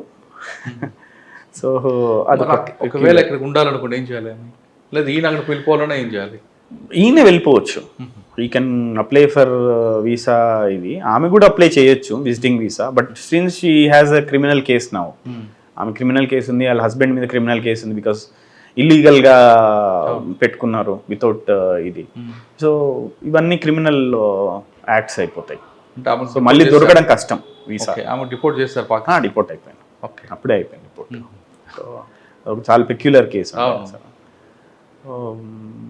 బాగుండే district was very good. Weather enjoy చేస్తారా మీరు? బాగుంటుంది. బీచ్ పక్కనే ఉండే ఎస్పీ హౌస్, చాలా బ్యూటిఫుల్. ఎంత ఫారెస్ట్ అంతా. మురుదేశ్వర్, గోకర్ణ అటు కోస్టల్, ఇటు మనకి దాండేలి అని ఉంటుంది, దాండేలి, సిర్సి. ఇవి చాలా ఖాళీ టైగర్ రిజర్వ్ ఉంటుంది, చాలా మంచి ఏరియా, బాగుంటుంది అక్కడ. ఓకే. తర్వాత ఎక్కడికి వచ్చారు? తర్వాత గదగ్ కూడా చాలా మంచి డిస్ట్రిక్ట్ గదగ్. సో చిన్న డిస్ట్రిక్ట్ కొంచెం కంపేర్ చేస్తే. గోవా బాగుంటుంది కదా. హుబ్లీ, గదగ్ ఆ ఏరియాలో మనకి పేడ అంటుంది, దూడ్ పేడ పేడ బాగుంటుంది. గద్దె నుంచి చాలా మంది ఐపీఎస్ ఆఫీసర్లు వచ్చారు, ముఖ్యంగా మీకు నచ్చిన సజ్జనార్ గారు కూడా. సజ్జనార్ సార్, ఫకీరప్ప సార్ కూడా అక్కడ ఫకీరప్ప గారు అక్కడ ఉంటారు సార్. వెళ్ళారు వాళ్ళని సజ్జనార్ సార్ మాట్లాడాను, టచ్లో ఉంటారు సార్. అక్కడ గదగ్ గదగ్లో సార్ రోన్ అని ఒక తాలూకా అక్కడ సార్. గదగ్లో ఇంకా మీకు గుర్తుండిపోయింది ఎక్కువగా ట్రాఫిక్ ఇష్యూస్ ఉంటాయి అక్కడ. ట్రాఫిక్ గోవాకి వెళ్ళే వెహికల్స్ అంటే అవును. యాక్చువల్లీ గోవా ఏంటంటే గదగ్ తర్వాత ధార్వాడ్ నుండి దాండేలి నుంచి మనకి గోవాకి వెళ్ళిపోతారు. ట్రాఫిక్ ఇష్యూస్ ఉంటాయి అక్కడ. ఒక నోటిసబుల్ ఏంటంటే చాలామంది గోవాకి వెళ్తారు ఆల్మోస్ట్ వీకెండ్స్ గ్యాంబ్లింగ్ ఆడడానికి. చాలామంది అదొకటి నోటీస్ చేశాము. చాలామంది ఎవరైతే ఇల్లీగల్ యాక్టివిటీస్లో ఇన్వాల్వ్ అయి ఉన్నారో వాళ్ళు గోవాకి వెళ్తారు. సో మేము సాటర్డే సండే చెక్ పోస్ట్ పెడితే అందరు దొరికేవాళ్ళు. వాళ్ళు హ్యూమన్ ట్రాఫికింగ్ కూడా ఎక్కువ ఉంటుంది కదా. హ్యూమన్ ట్రాఫికింగ్ ఉంది కొంచెం. అక్కడ నుంచి గోవాకి తీసుకెళ్తుంటారు. గోవాకి వెళ్తారు, మహారాష్ట్రకి వెళ్తారు. అది ఒకటి కేసు క్రాక్ చేసాం అప్పుడు గదగ్లో ఉన్నప్పుడు. సో అప్పటిదాకా తెలియదు మనకు. సోషల్ వెల్ఫేర్ డిపార్ట్మెంట్ వాళ్ళు ఇట్లా మిస్సింగ్ గర్ల్స్ ఉన్నారు చాలామంది, ఏజ్డ్ బిట్వీన్ 18 కూడా కాదు, 15 to 25 మధ్యలో గర్ల్స్ చాలామంది మిస్ అవుతున్నారని మాకు ఒక వన్ ఆఫ్ ద మీటింగ్స్లో ఉంది. అప్పుడు ఇమీడియట్గా మేము అనుకున్నాం అసలు ఏంటి డిస్ట్రిక్ట్ అడ్మినిస్ట్రేషన్ మేము అసలు ఏం జరుగుతుంది, ఎందుకంటే కాంట్రాక్ట్ మ్యారేజెస్ అని ఉంటాయి. సో వాళ్ళు వచ్చి కాంట్రాక్ట్ టైప్లో మ్యారేజ్ తీసుకెళ్ళిపోయి వాళ్ళ దగ్గరే ఉంచుకుంటారు. సో అట్లా ఒక 4-5 మెంబర్స్ని రెస్క్యూ చేసాం మహారాష్ట్ర నుండి. సో అదొక చాలా పెద్ద ప్రాబ్లం అక్కడ గదగ్లో. పీటా యాక్ట్ పెట్టారు అక్కడ. అది వాళ్ళకి యాక్చువల్లీ పాక్సోనే పడ్డది మాకు, ఎందుకంటే వాళ్ళు మైనర్స్ ఉండేవాళ్ళు. సో ఏం పేరెంట్స్ మీద పెట్టాము, వాళ్ళ మీద పెట్టాము, ఎవరైతే అమ్మారో వాళ్ళ మీద పెట్టాము. ప్లస్ మహారాష్ట్ర వాళ్ళు పాక్సో. మీ దగ్గర ఇంకొక ప్రాబ్లం ఉంటుందండి, గోవా లిక్కర్ అంతా కూడా మీ మీద నుంచి వస్తుంటుంది. గదగ్ వరకు రాదు, బట్ ఏంటంటే మనకి దాండేలి ధార్వాడ్ వరకు వచ్చేస్తుంది. బట్ ఉంది గదగ్ ట్రాన్స్పోర్ట్ ఏరియా కదా. ఏరియా ఉంటుంది, లిక్కర్ బాగానే అది ప్రాబ్లం ఉంటుంది, ఎక్సైజ్ ప్రాబ్లం ఉంటుంది. అవేమో ట్రాక్ చేశారు. అది చాలా ఆల్మోస్ట్ ఎవ్రీడే దొరుకుతూనే ఉంటుంది మాకు గోవా లిక్కర్. అండ్ మట్కా ఎక్కువ అక్కడ, మట్కా కూడా బాగానే క్రాక్ చేసాం అక్కడ. But otherwise Gadag is also very good place. చాలా సార్ సాధారణంగా కర్ణాటక క్రైమ్ తీసుకుంటే పావర్టీ బేస్తోనే ఎక్కువ కనిపిస్తుంది తప్ప ఎక్కువగా లావిష్గా కనిపించదు. కారణం ఏమంటారు? మీరు యాదగిరి కానీ మాండ్యా ఇవన్నీ కూడా వాళ్ళు ఎక్కువగా ఏదో ఆ కుటుంబాన్ని పోషించుకుందామనే యాటిట్యూడ్ ఉంటుంది తప్ప జల్సాలు చేద్దామనే దీంట్లో కనిపించినట్టు. అంటే ఇక్కడ పావర్టీ కనిపిస్తుందా, లేదు ఉద్యోగాలు చేయడం ఇష్టం లేక ఈ విధంగా చేస్తుంటారు? నౌ టైప్స్ ఆఫ్ క్రైమ్స్ ఏంటి అనేది మనకి, ప్రాపర్టీ క్రైమ్స్ ఉన్నాయా, బాడీ అఫెన్సెస్ ఉన్నాయా, దాన్ని బట్టి మనకి తెలుస్తుంది. అంటే ప్రాపర్టీ క్రైమ్ తీసుకుందామంటే ఇప్పుడు మధ్యప్రదేశ్ కానీ యూపీ కానీ తీసుకుంటే వాడు ప్రొఫెషన్ అది. దానికి వారికి డబ్బులున్నా చేస్తాడు, లేకపోయినా చేస్తుంటాడు. అదే కర్ణాటక తీసుకోండి, ఒక ఐటెం చేస్తాడు, తర్వాత మరి చేయరు వాళ్ళు. ఎందుకంటే హైదరాబాద్ బేస్ తీసుకుంటే హైదరాబాద్లో మేజర్ క్రైమ్ ఏది జరిగినా, గతంలో ముత్తూట్ ఫైనాన్స్ మీద అటాక్స్ ఇవన్నీ కూడా యాదగిరి మాండ్యా ఇటు నుంచి వచ్చిన వాళ్ళు. ఎందుకు ఇటు వాళ్ళ క్రైమ్ రూట్లోకి వస్తున్న ఉద్యోగాలు లేక వస్తారా, లేదా డ్రై ఏరియాని వాళ్ళు ఈ లైన్ ఎంచుకున్నారంట? అగైన్ అది మనం క్రిమినాలజీ ఒక క్రైమ్ అనాలిసిస్ చేస్తే, అంటే మనం సోషల్ స్ట్రక్చరు లేకుంటే ఇది ఎకనామిక్ కండిషన్ దాన్ని బట్టి ఇది చేస్తే అంత మనకి క్లియర్ కోరిలేషన్ ఏం దొరకదండి. అంటే మనం ఎగ్జాక్ట్ ఇట్లానే, ఇన్ఫ్యాక్ట్ చెప్పాలంటే మనకి క్రైమ్ రేట్స్ యాక్చువల్లీ తక్కువ when compare to other states with the same population. In fact కర్ణాటకలో చాలా తక్కువ. మన పర్ ల్యాక్ పాపులేషన్ తీసుకోండి మీరు, per lakh population to crimes ratio తీసుకుంటే యాక్చువల్లీ కర్ణాటకలో తక్కువ. బట్ కోరిలేషన్ అనేది ఇది చేయడం చాలా కష్టం అండి. Depends upon place to place, district to poverty ఎక్కువ కనిపిస్తుంటుంది అంటారా? Poverty is one of the reasons, definitely poverty is. Criminal యాంగిలే కాకుండా ఒక కపుల్స్ వచ్చేస్తారు, ఒక చిన్న బాబు తీసుకొని గదగ్ కానీ మాండ్యా నుంచి వచ్చా, మాకు ఫైనాన్షియల్ ప్రాబ్లమ్స్ ఉన్నాయి, 100 రూపీస్ ఇవ్వండి అని వెళ్తుంటారు. బట్ అదే నేను అంటున్నాను ఏమంటే అట్లా ప్రతి స్టేట్ నుండి ఉంటారు అనుకుంటున్నాను నేను. అంటే ఎక్కువ కర్ణాటక మహారాష్ట్ర కనిపిస్తారు. అంటే మేము కర్ణాటకలో ఉన్నాం కాబట్టి తెలియదు మాకు. హైదరాబాద్ కనిపిస్తారు, వీళ్ళందరూ అర్బన్ కాబట్టి వీళ్ళందరూ అక్కడికి వస్తారు. ఎక్కువ కర్ణాటక నుంచి వచ్చిన ఈ విధంగా వస్తారు. లేదా పానీపూరి అమ్ముకోవడానికి ఎక్కువ కర్ణాటక వాళ్ళు వస్తుంటారు, హౌస్ కీపింగ్. అంటే మనకి నియరెస్ట్ డిస్ట్రిక్ట్స్ హైదరాబాద్ కర్ణాటక నుండి ఎక్కువ హైదరాబాద్కి వెళ్తారు. మన కళ్యాణ కర్ణాటక అంటారు, అక్కడ నుండి ఎక్కువ హైదరాబాద్కి వెళ్తారు. బట్ అదే క్రైమ్ టు ఇది Link up but I feel compare to all the states I think people are very peaceful here. చాలా ఇది ఉంది, సిస్టమ్స్ ఉన్నాయి, అన్నీ ర్యాండమ్గా ఇది లేదు. మనకి ఏదైనా చెక్స్ అండ్ బ్యాలెన్సెస్ ఉన్నాయి, ఏది వెళ్ళినా వాళ్ళని ఐడెంటిఫై చేస్తాం. క్రైమ్ అయితే వాళ్ళని అరెస్ట్ చేస్తాం, వాళ్ళకి ఒక అకౌంటబిలిటీ ఉంటుంది. అవన్నీ it is well established thing, అదేం ప్రాబ్లం లేదు. అచ్చా, అక్కడ నుండి ఎక్కడికి వచ్చారు నెక్స్ట్? అక్కడ నుండి నేను డీసీపీ నార్త్కి వచ్చాను. ఇక్కడ అప్పుడు ఎలక్షన్స్కి వేసాను నన్ను, ఎలక్షన్ కమిషన్ 6 months ఉన్నాను అక్కడ. నార్త్ అది కూడా కొంచెం సెన్సిటివ్ ఎలక్షన్స్ ఉండే. టీసీపీ నార్త్ అనగానే 4-5 పొల్యూషన్ రౌడీ షీటర్లు ఉంటారు. దాదాపు 2200 మంది షీట్స్ ఉన్నాయి. కొన్ని పొల్యూషన్ కంప్లీట్గా వాళ్ళే ఉంటారు. మళ్ళీ వాళ్ళ మీద మీ ఫోకస్ ఎలా? నాకు చాలా తక్కువ టైం ఉండేది, బట్ ఒకటే ఎలక్షన్ డిస్టర్బెన్స్ వాళ్ళతోనే ఉండేది కదా. వాళ్ళతోనే ఉండేది. బట్ ఎలక్షన్ టైం లక్కీ ఏంటంటే కొంచెం బాగానే చేసాం. అంటే నథింగ్, నైట్ పెట్రోలింగ్ చేయడము, రౌడీ షీటర్స్ అందరినీ లెక్కలోకి తీసుకొని వాళ్ళ మీద ప్రివెంటివ్ యాక్షన్ తీసుకోవడము, కొంతమంది ఎక్స్టర్మెంట్ చేయడము, గూండా యాక్ట్ చేయడము, ఇట్లాంటి పేపర్ వర్క్ తోటి. కొన్ని ఇండస్ట్రియల్ ఏరియాలో ఎక్కువ క్రైమ్ జరుగుతుంది కదా. పీనియా అని ఉంటుంది, పీనియా, ఆర్ఎంసీ యార్డ్, రాజగోపాల్ నగర. సో ఇక్కడ ఎక్కువ number of rowdy sheeters, Nandini layout, ఇవన్నీ కొంచెం రౌడీ షీటర్స్. స్లమ్స్ కూడా ఉన్నాయి కొన్ని. బట్ రికార్డ్లో ఉంటారండి, అంటే they will be on police records. దాటి వెళ్ళరు. If you want to take action we can take action. Stern action తీసుకుంటే మళ్ళీ వాళ్ళు ఏమీ ఇచ్చేయరు, కంట్రోల్ చేయొచ్చు, పేపర్ వర్క్ తోటి చేయొచ్చు. ఓకే, డీసీపీ నార్త్ తర్వాత ఇక్కడికి వచ్చారా? డీసీపీ నార్త్ తర్వాత సౌత్ ట్రాఫిక్ వచ్చాను. సార్, బెంగళూరు ట్రాఫిక్, దీని మీద మీ ఫోకస్ ఎలా ఉంటుందండి? సో అంటే మీరు ఫస్ట్ మనం డిస్కస్ చేసినట్లు EEE ఎడ్యుకేషన్కి ఎక్కువ ప్రయారిటీ ఇస్తారా, ఎన్ఫోర్స్మెంట్కి ఇస్తారా, ఇంజనీరింగ్కి ఇస్తారా? ఇంజనీరింగ్ అంటే మీది కాదు కాబట్టి డిపార్ట్మెంట్కి ఎంటర్ చేస్తారు. ట్రాఫిక్ డిసిప్లిన్ ట్యాకిల్ చేయాలంటే ఎన్ఫోర్స్మెంట్ అండి. ఇంజనీరింగ్ ట్రాఫిక్ జామ్స్ కాకుండా ఎన్ఫోర్స్మెంట్ యాక్సిడెంట్స్ తక్కువ చేయడానికి, ప్లస్ హ్యాపజార్డ్ డిసిప్లిన్ ఎన్ఫోర్స్ చేయడానికి. ఎడ్యుకేషన్ ఏంటంటే లాంగ్ టర్మ్ థింగ్.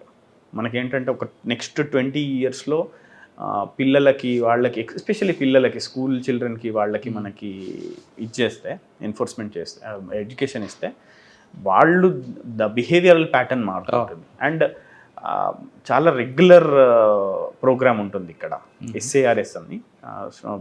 కంపల్సరీ ప్రతి వారం స్కూల్స్కి వెళ్తారు కానిస్టేబుల్స్. సో అదొక ఎస్టాబ్లిష్డ్ ప్రొసీజర్ లాస్ట్ 20 years నుండి. That is every week 2 times మా వాళ్ళు స్కూల్స్కి వెళ్ళి చెప్తారు. అచ్చా, so that is an established thing. అంటే స్కూల్స్కి వెళ్తారంటే అప్ టు 5th లేదా బిలో 5th? టోటల్ 10th వరకు వెళ్తారు. ఓకే. సో 5th నుండి 10th వరకు వెళ్తారు జనరల్గా. 5th కంటే కొంచెం తక్కువ, వాళ్ళకి అంత ఇది ఉండదు. But 5th me target 5th నుంచి 10th వెళ్తే వాడు ఆటోమేటిక్గా ఇంటర్మీడియట్లో సెట్ అవుతుంది. కొంచెం వాళ్ళకి ఇప్పుడు ఏంటంటే అందరికైతే తెలుసు, వాళ్ళు పాటిస్తారో లేదో తెలియదు మనకి. బట్ హెల్మెట్ వేసుకోకుండా వెళ్ళడము తప్పు, సిగ్నల్ జంప్ చేయడం అనేది తప్పు, ఇవన్నీ వాళ్ళకి తెలుసు. హౌ మచ్ ఆఫ్ ఇట్ వాళ్ళు ఫాలో అవుతారు అనేది మనకి ఇక డిపెండ్స్, మన చేతిలో లేదు. కానీ ఎందుకంటే ట్రాఫిక్ జామ్ ఎక్కువ ఉంటాయి. ట్రాఫిక్ అట్లా ఉంటుంది. అంటే మనకి రోడ్ టు ట్రాఫిక్ రేషియో అంటాం మనం. అంటే road carrying capacity to actual vehicles ఉన్నాయి. వరల్డ్లోనే కంజెస్టెడ్ ఏరియాస్లో బెంగళూరు చాలా రోడ్స్ ఉన్నాయి. ఇప్పుడు హెబ్బాల్, మీరు వచ్చారు Hebbal road almost 10 times more capacity, 10 to 12 times carry చేస్తుంది. అంటే కెపాసిటీ కంటే 12 times ఎక్కువ వెహికల్స్ వెళ్తున్నాయి అక్కడ. ఓకే. అండ్ 1.2 crore వెహికల్స్ ఉన్నాయి మనకి బెంగళూరులో రిజిస్టర్డ్.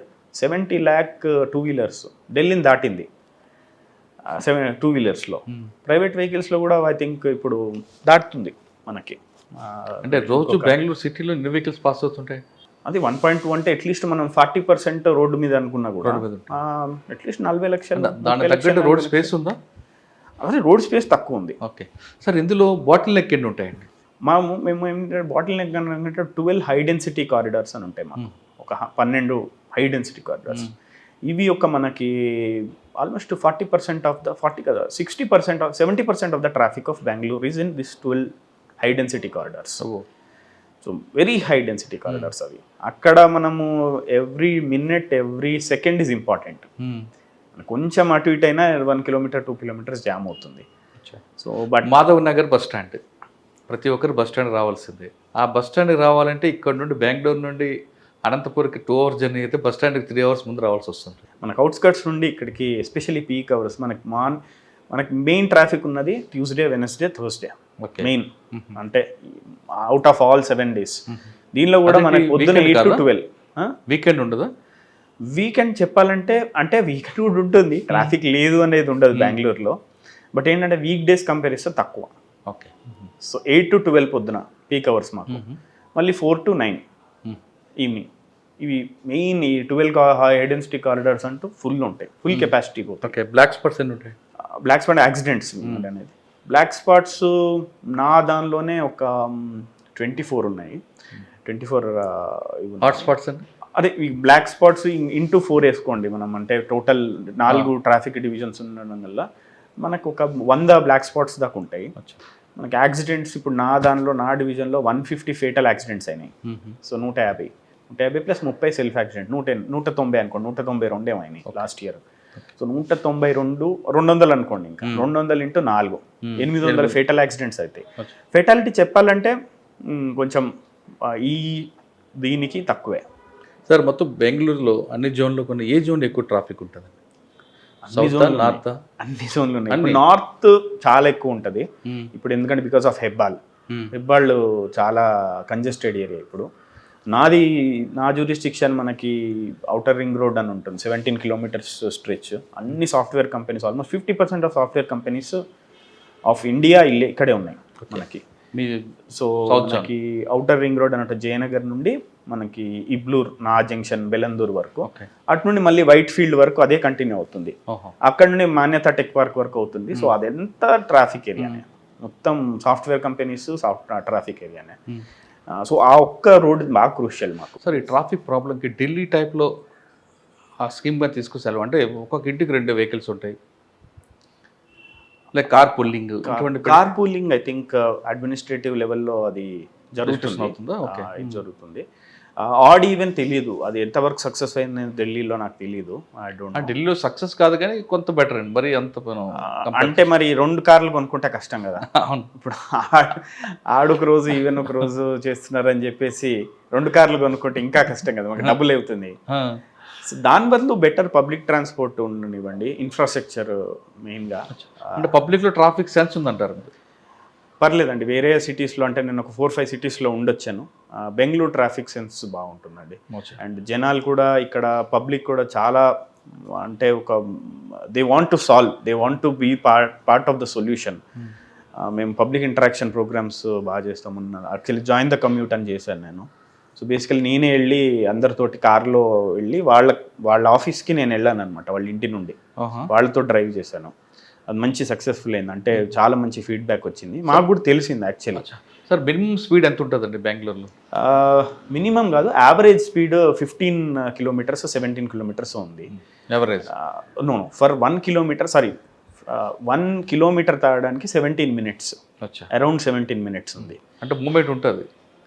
మూమెంట్ ఎప్పుడు ఉంటుంది, ట్రాఫిక్ జామ్ కాదు. బట్ జర్నీ టైం కొంచెం స్లో ఉంటుంది. కానీ బెంగళూరు సిటీ పోలీసు ఈ ట్రాఫిక్ మీద ఒక కొత్త కాన్సెప్ట్ తీసుకొచ్చారు, అది ఒకసారి చెప్పండి. మనకి ఇప్పుడు బెంగళూరులో మొత్తం మనకి ఒక 44,000 ఇంటర్సెక్షన్స్ ఉన్నాయి. దానిలో ఆల్మోస్ట్ ఇప్పుడు 500 పైగా మనకి సిగ్నల్స్ ఉన్నాయి. సో ఇప్పుడు 120 వరకు మనకి ఏ సిగ్నల్స్ పెట్టారు ఇక్కడ, 120 వరకు. ఈ ఏ సిగ్నల్స్ ఏంటంటే 2 మోడ్స్ ఉంటాయి దానిలో, విఏసి మోడ్, ఏటీసీఎస్ మోడ్ అని. విఏసి వెహికల్ యాక్చుయేటెడ్ మోడ్ అంటే ఏంటంటే మనకి ఒక సిగ్నల్ దగ్గర కెమెరాస్ ఉంటాయి. ఆపోజిట్ సైడ్ నుండి వెహికల్స్ వచ్చేటప్పుడు కెమెరా వెహికల్స్ని చూస్తుంది. ఆ వెహికల్స్ సపోజ్ లేవు కానీ గ్రీన్ ఉంది, అది వేస్ట్ చేయడం ఎందుకని ఆటోమేటిక్గా నెక్స్ట్ రెడ్ వెళ్ళిపోయి వేరే దానికి పోతుంది అన్నమాట, ఆటోమేటెడ్. ఇట్లా సిరీస్ ఆఫ్ సిగ్నల్స్ ఉన్నాయి మనకి. ఒక సిగ్నల్ చేసిన తర్వాత వేరే సిగ్నల్ కమ్యూనికేట్ చేస్తుంది అది. సో ఇవన్నీ డేటా ఇంక్రీజ్ అవుతుంది కదా, అంటే వెహికల్స్ కౌంట్ చేసి ఎన్ని వెహికల్స్ వస్తున్నాయి, ఒక పీక్ అవర్లో ట్యూస్డే మనకి 9కి లేకుంటే 10కి ఎన్ని వెహికల్స్ వస్తున్నాయి, ఇటు సైడ్ ఎన్ని సెకండ్స్ ఉంటే ఆప్టిమైజ్ అవుతుంది, నువ్వెంత సిగ్నల్ అంటే వాటి మధ్యలోనే కమ్యూనికేషన్. అట్లా కంటిన్యూస్గా over a period of time అవుతుందంటే అక్కడ ఒక ట్రాఫిక్ కానిస్టేబుల్ అన్ని కలిపి ఒక ట్రాఫిక్ కానిస్టేబుల్ ఉన్నట్టు ఆయన చూస్తున్నట్టు మొత్తం కామన్ సెన్స్ తోటి ఎన్ని వెహికల్స్ వస్తాయి, ఎన్ని సెకండ్లు ఉంచాలి, ఎన్ని సెకండ్లు ఉంటే ఆప్టిమైజ్ అది సిస్టమ్ లెర్న్ చేస్తుంది. అట్లా ఫస్ట్ టైం ఇండియాలో ఇన్ని సిగ్నల్స్ పెట్టాం, 160 పెట్టారు ఆల్మోస్ట్. ఇప్పుడు that is giving very good results. అంటే మేము కంజెషన్ అనాలిసిస్ చేసి కూడా చెప్తున్నాం మనం అందరికీ. అంటే ఇప్పుడు ఆపోజిట్ వెహికల్ లేకపోతే అదే ఆటోమేటిక్ రెడ్ ఇచ్చేస్తుంది అండ్ అదే అన్న అది స్టోర్ చేసుకుంటుంది అది. అచ్చా, ఈ టైంలో ఈ వెహికల్స్ లేవు కాబట్టి కాబట్టి ఇది చేశాను. ఒక 1 hour పీరియడ్లో ఇటు సైడ్ నుండి ఎన్ని వెహికల్స్ వస్తున్నాయి, ఇటు సైడ్ నుండి ఎన్ని వెహికల్స్ వస్తున్నాయి, ఇటు సైడ్ నుండి ఎన్ని వెహికల్స్ ఉన్నాయి. సో ఎన్ని సెకండ్లు ఈ సైడ్ ఉంచాలి, ఎన్ని సెకండ్లు ఈ సైడ్ ఉంచాలి, 4 మాన్యువల్ లేకుండా అదే సెట్ చేసుకుంటారు, అన్ని సెట్ చేసుకుంటాం. ఓకే. అండ్ అక్కడ నుండి కంట్రోల్ చేస్తుంది అది. సో ఈ 2 మోడ్స్ ఇది చేస్తుంది. అండ్ ఇట్ ఈస్ వెరీ మనం కంజెషన్ లెంత్స్ అంటాం, అంటే ఎంత యావరేజ్గా ఎన్ని కిలోమీటర్లు కంజెషన్ అయింది, ఎన్ని కిలోమీటర్లు ఆగింది సిగ్నల్ దగ్గర, అవి కూడా ఆప్టిమైజ్ అవుతున్నాయి. ఆల్మోస్ట్ 20% రిడక్షన్ అయింది. మన దానిలోనే నా జ్యూరిస్డిక్షన్లోనే చేసాం మేము last time. So almost 20% reduction అయింది. Okay. So it is a big achievement. Okay. ఇంకొకటి పెట్టారంటారు ఇదొకటి. ఇంకోటి ఏంటంటే మనం కంజెషన్ అలర్ట్స్ అని ఇప్పుడు అస్త్రం యాప్ అని ఒకటి యూజర్స్కి ఇచ్చారు. అస్త్రం అని దాని పేరు. సో అదేంటంటే పబ్లిక్కి వన్ స్టాప్ యాప్ అనమాట ట్రాఫిక్ పోలీస్ నుండి. అంటే మీరు యాక్సిడెంట్స్ రిపోర్ట్ చేయొచ్చు దానిలో. ఇప్పుడు మీకు యాక్సిడెంట్ అయింది సపోజ్, డైరెక్ట్ మీరు ఫోటో తీసి లొకేషన్ జియోటాగ్ చేస్తే డైరెక్ట్ పోలీస్ స్టేషన్ వాళ్ళు వచ్చేస్తారు మీ దగ్గర. సెకండ్ ఏంటంటే మీరు ఎవరైనా ట్రాఫిక్ వైలేషన్ చేస్తున్నారు, పబ్లిక్ అయి ఉన్న మాకు ముందు నుండి ఉన్న పబ్లిక్ అయి అంటే పబ్లిక్ రిపోర్ట్ చేయొచ్చు మాకు. సో దానిలో యాప్ నుంచి డైరెక్ట్ వాడు ఎవరైనా వైలేషన్స్ చేస్తుంటే వాళ్ళు ఫోటోలు తీసి పెట్టవచ్చు. ఓకే. సో అది వైలేషన్ అవుతుంది. అంటే ఫోటో పెట్టొచ్చా, నెంబర్ ప్లేట్ పెట్టాలి? నెంబర్ ప్లేట్ అదే నెంబర్ ప్లేట్ ఫోటో పెడితే ఏం వైలేషన్ చేస్తున్నారు పెడితే ఆటోమేటిక్ డిటెక్ట్ అయ్యి చలాన్ జనరేట్ అవుతుంది. అంటే వెరిఫై చేస్తారు మా వాళ్ళు. ఇంకోటి ఏంటంటే ఫైన్స్ కట్టడం కానీ, మన వెహికల్ మీద ఎన్ని ఫైన్స్ ఉన్నాయి మాకు ఫైన్స్ కూడా చాలా ఆటోమేటెడ్. అంటే ఇట్ ఈస్ పీరియడ్ ఆఫ్ అందరు సీనియర్ ఆఫీసర్స్ది ఎఫర్ట్ ఇది బెంగళూరు ట్రాఫిక్ పోలీస్ది. సో ITMS అని ఒక సిస్టమ్ ఉంది. సో అది ఆల్మోస్ట్ 50 కెమెరాస్ 60 కెమెరాస్ జంక్షన్స్ ఉన్నాయి. ఆటోమేటిక్ వైలేషన్స్ డిటెక్ట్ చేస్తాయి. 7 type ఆఫ్ వైలేషన్స్. ఈ సీట్ బెల్ట్, హెల్మెట్ పెట్టుకోవడం, ట్రిపుల్ రైడింగ్ ఇలాంటి ఆటోమేటిక్గా డిటెక్ట్ చేసి చలాన్ జనరేట్ చేసి స్టోర్ అయిపోతుంది డేటాబేస్కి. సో దీని మీద ఎన్ని ఫైన్స్ ఉన్నాయని దాన్ని తెలిసిపోతే దానిలోనే కట్టేయచ్చు fine, without going to court or without going to police station. మనం అంటే మనకు తప్పు అంటే వీ కెన్ అపీల్. ఇప్పుడు ఒక సిగ్నల్ దగ్గర సిగ్నల్ జంప్ చేశా, పబ్లిక్కే ఆ ఫోటో తీసి యాప్లో పెడతాడు. నెక్స్ట్ సిగ్నల్ రాగానే మీ వాళ్ళు పట్టుకుంటారా? అంత రియల్ టైం లేదు ఇప్పుడు. ఐ థింక్ అది ఫ్యూచర్లో వస్తుంది. పెట్టేసి ఇది చేస్తే వాడి మీద ఫైన్ పడుతుంది, పట్టుకోవడం ఉండదు. But I think signal jump fine వస్తుంది వాళ్ళకి. కానీ పబ్లిక్ సిగ్నల్ జంప్లో చలానా కన్నా డిటైన్ చేయడంలోనే ఎక్కువగా భయపడుతున్నారు. అవును. సో ఫిజికల్ ఎన్ఫోర్స్మెంట్ కూడా ఉంటుంది మా దగ్గర. ఫిజికల్ ఎన్ఫోర్స్మెంట్ మీరు ఎంత వేసినా వాడికి ఇబ్బంది పడట్లేదు. కానీ మీరు ఆ టైంని కిల్ చేస్తే వాడికి సెట్ అవుతున్నాడు. సో ఫిజికల్ ఎన్ఫోర్స్మెంట్ కూడా చాలా ఉంటుంది ఇక్కడ. So enforcement I think one of the highest సిటీస్లో కంపేర్ చేస్తే మాకు. అండ్ నెంబర్ ఆఫ్ పర్సనల్ కూడా చాలా ఎక్కువ, ట్రాఫిక్ పర్సనల్. ఇప్పుడు ఇక్కడ 30,000 మంది నార్మల్ ఎంటైర్ పోలీస్ ఉంది. 30,000 మంది బెంగళూరు సిటీ పోలీస్ అనుకోండి, అన్ని యూనిట్స్ కలిపి, ల్యాండ్ ఆర్డర్, రిజర్వ్ అన్ని కలిపి, ట్రాఫిక్ కలిపి. దానిలో ఆల్మోస్ట్ 6,000 మంది ట్రాఫిక్ ఉన్నారు. సో ఆల్మోస్ట్ అంతే 1/5 20% అయింది. ఏ సిటీలో కూడా అంత ఉండరు, 1/5 ఉండరు.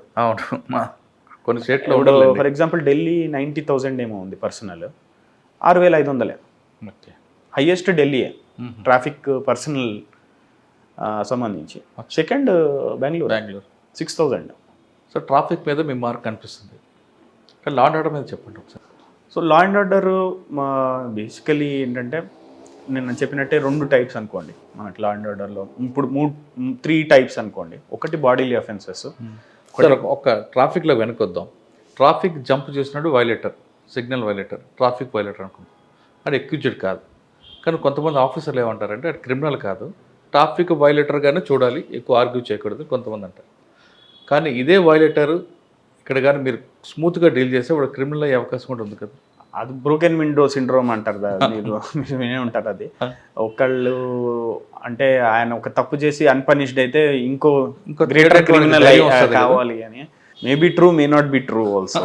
బట్ ఏంటంటే ఎన్ఫోర్స్మెంట్ చేయడం బెటర్. ఎన్ఫోర్స్మెంట్ చేసి వాళ్ళని, నాట్ ఓవర్ ఎన్ఫోర్స్మెంట్, బట్ వాడు ఏం క్రైమ్, ఏం వైలేషన్ చేశాడో దానికి తగ్గట్టు ఇది చేస్తే next time he will not do. Enforcement main philosophy అదే కదండి, అంటే వాడిని పనిష్ చేయడానికి కాదు. We're basically asking to reform and not to do, especially ట్రాఫిక్లో. సార్ లా అండ్ ఆర్డర్ చెప్పండి. సో లా అండ్ ఆర్డర్లో 3 టైప్స్ మనం డివైడ్ చేసుకోవచ్చు. ఒకటి బాడీలీ అఫెన్సెస్ అనుకోండి, second property offences, 3 cyber crime, అంటే లా అండ్ ఆర్డర్ వ్యాప్తిలో ఇచ్చేస్తాం. అగైన్ ఈ 4వది ఇల్లీగల్ యాక్టివిటీస్ అనుకోండి, ఇల్లీగల్ యాక్టివిటీస్ చేయడం. సో నా ఎక్స్పీరియన్స్లో అంటే 4.5 years 5 years నేను డిస్ట్రిక్ట్లో చేశాను, డీసీపీ చేశాను.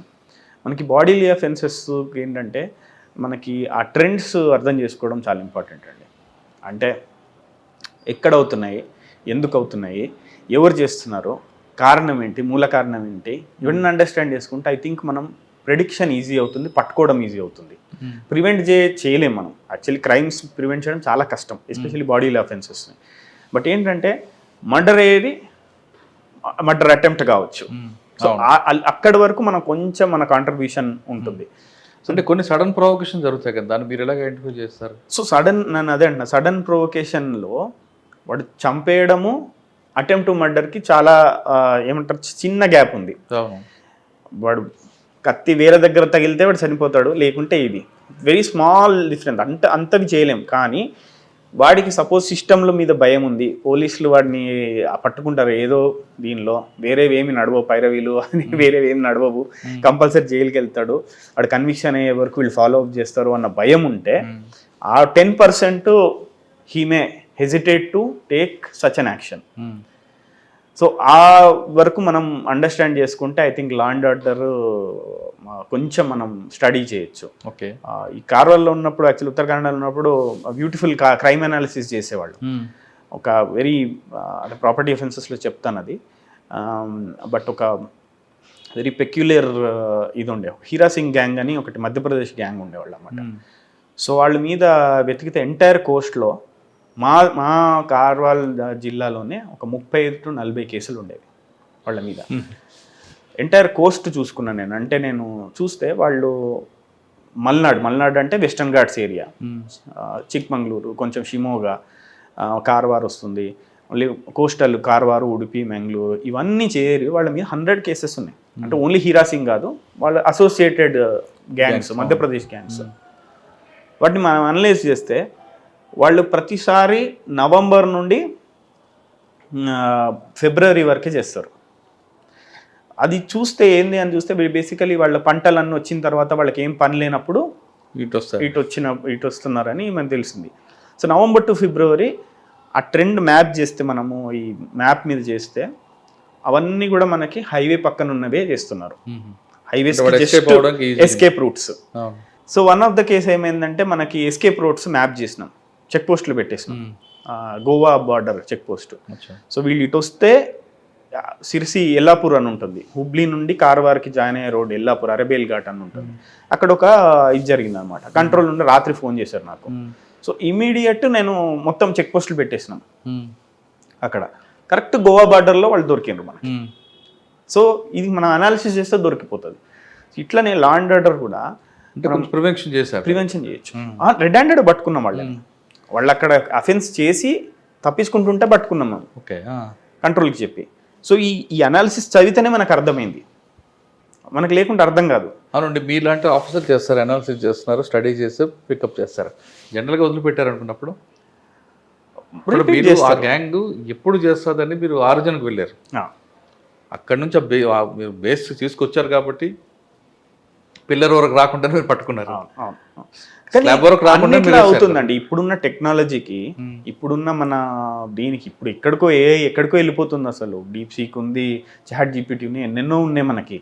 కర్ణాటకలో అంత ముందు ఉన్నప్పుడు మరి ఇటీవల బెంగళూరులో తీసుకుంటే ఒక ఏటీఎం కొట్టారు, అదే బేదర్లో ఏటీఎం ఉంది.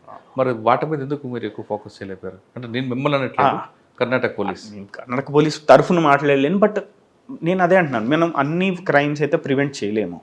మనకి ఏంటంటే అన్ని క్రైమ్స్ ప్రివెంట్ చేస్తే ఇంకా మనం దేవుళ్ళతో సమానం, మనకి పోలీస్ అవసరం లేదు. సో బేసికలీ ఏంటంటే అట్లాంటి క్రైమ్ అయిన తర్వాత ఎంత ఇమీడియట్ యాక్షన్ తీసుకుంటాం, ఎంత తొందరగా మనం అరెస్ట్ చేస్తాం, ఎంత తొందరగా నెక్స్ట్ దాని నుంచి మనం నేర్చుకుంటాం అనేది.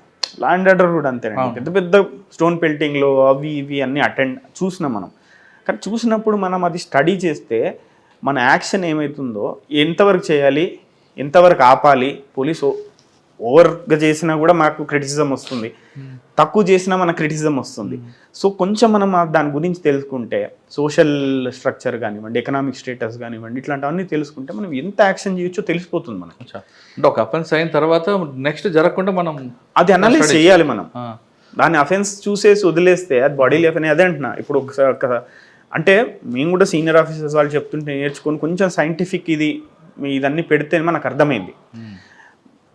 ఇంకొక లా అండ్ ఆర్డర్ ఎంత అనాలిసిస్ ఎంత చేయొచ్చు అంటేనండి, మనకి మండ్యాలో నేను చూస్తుంటే నవంబర్ దాకా మర్డర్స్ తక్కువైతాయి. నవంబర్ టు డిసెంబర్ అంటే ఈ సంవత్సరం లాస్ట్ ఇయర్ కంటే తక్కువ అయిపోయినాయిరా బాబు అని మనం అనుకునే టైంలో నవంబర్ డిసెంబర్ వచ్చి కవర్ చేసేస్తుంది మర్డర్స్ని. ఎందుకు చూస్తే ఏంటంటే నవంబర్ డిసెంబరు సేమ్ ఖాళీగా ఉంటారు, పంటలు అవి ఇవి ఏమి ఇది ఉండదు, ఎక్కువ డ్రింక్ చేస్తారు ఊర్లలో. ఆ డ్రింక్ చేసినప్పుడు కంపల్సరీ అఫెన్సెస్ అవుతున్నాయి. సో ఏ ఊర్లలో ఎక్కువ అవుతున్నాయని మ్యాప్ చేసి అక్కడ పెట్రోలింగ్ మనం పంపిస్తే చాలా వరకు ప్రివెంట్ అవుతాయి. ఇప్పుడు మనం 10ంటికి ఒకసారి పెట్రోలింగ్ పంపించి అందరూ ఎవరైతే ఉట్టి కూర్చున్న రోడ్ల మీద వాళ్ళని పంపించేస్తే ఎవరు తిరుగుతారు? Prevention better. కొంచెం అంటే మనం అగైన్ మొత్తం అయితే మనం చేయలేము, బట్ ఇట్లాంటి స్టడీ చాలా హెల్ప్ అవుతుందండి నాకైతే. అంటే ఐ ఫీల్ దట్ జనాలు చెప్పాలి, వేరే వాళ్ళు చెప్పాలి నేను ఎంత చేశాను, బట్ ఐ ఫీల్ దట్ ఇట్లాంటి అనాలిసిస్ మనకు చాలా హెల్ప్ అవుతుంది. లా అండ్ ఆర్డర్ పెద్ద పెద్ద లా అండ్ ఆర్డర్ ఇష్యూస్ని కంట్రోల్ చేయొచ్చు మనం.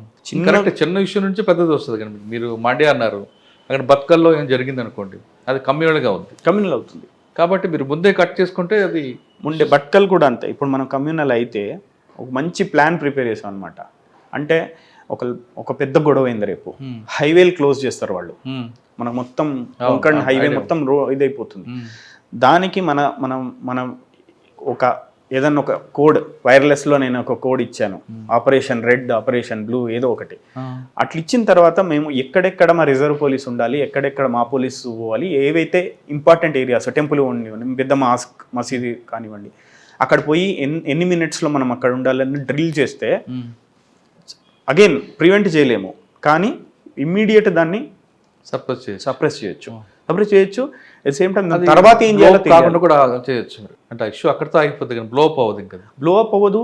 ఇంకోటి ఏంటంటే మనం దాని తర్వాత యాక్షన్ తీసుకోవడం కూడా మనకి హిస్టరీ ఉంటుంది కదా అండి, ఎవరు వచ్చాడు. ఇంకోటి ఏంటంటే ఇప్పుడు పెద్ద జాతర జరుగుతుంది, పెద్ద కమ్యూనల్ ఈవెంట్ జరుగుతుంది, అంటే ఈ ఈవెంట్లో కమ్యూనల్ కావాల్సిందే అని అంటే ఫస్టే మనకి రౌడీ షీటర్స్ ఎవరెవరు ఉన్నారో వాళ్ళని ఐడెంటిఫై చేసి పెట్టుకుంటే, ఒక టీం మనం వాచ్ చేయడం పెట్టుకుంటే, we immediately know that these are the people who come from outside and చేస్తున్నారు అని పెట్టేస్తే వాళ్ళని ఫస్ట్ మనం వాళ్ళ మీద యాక్షన్ తీసుకోవచ్చు.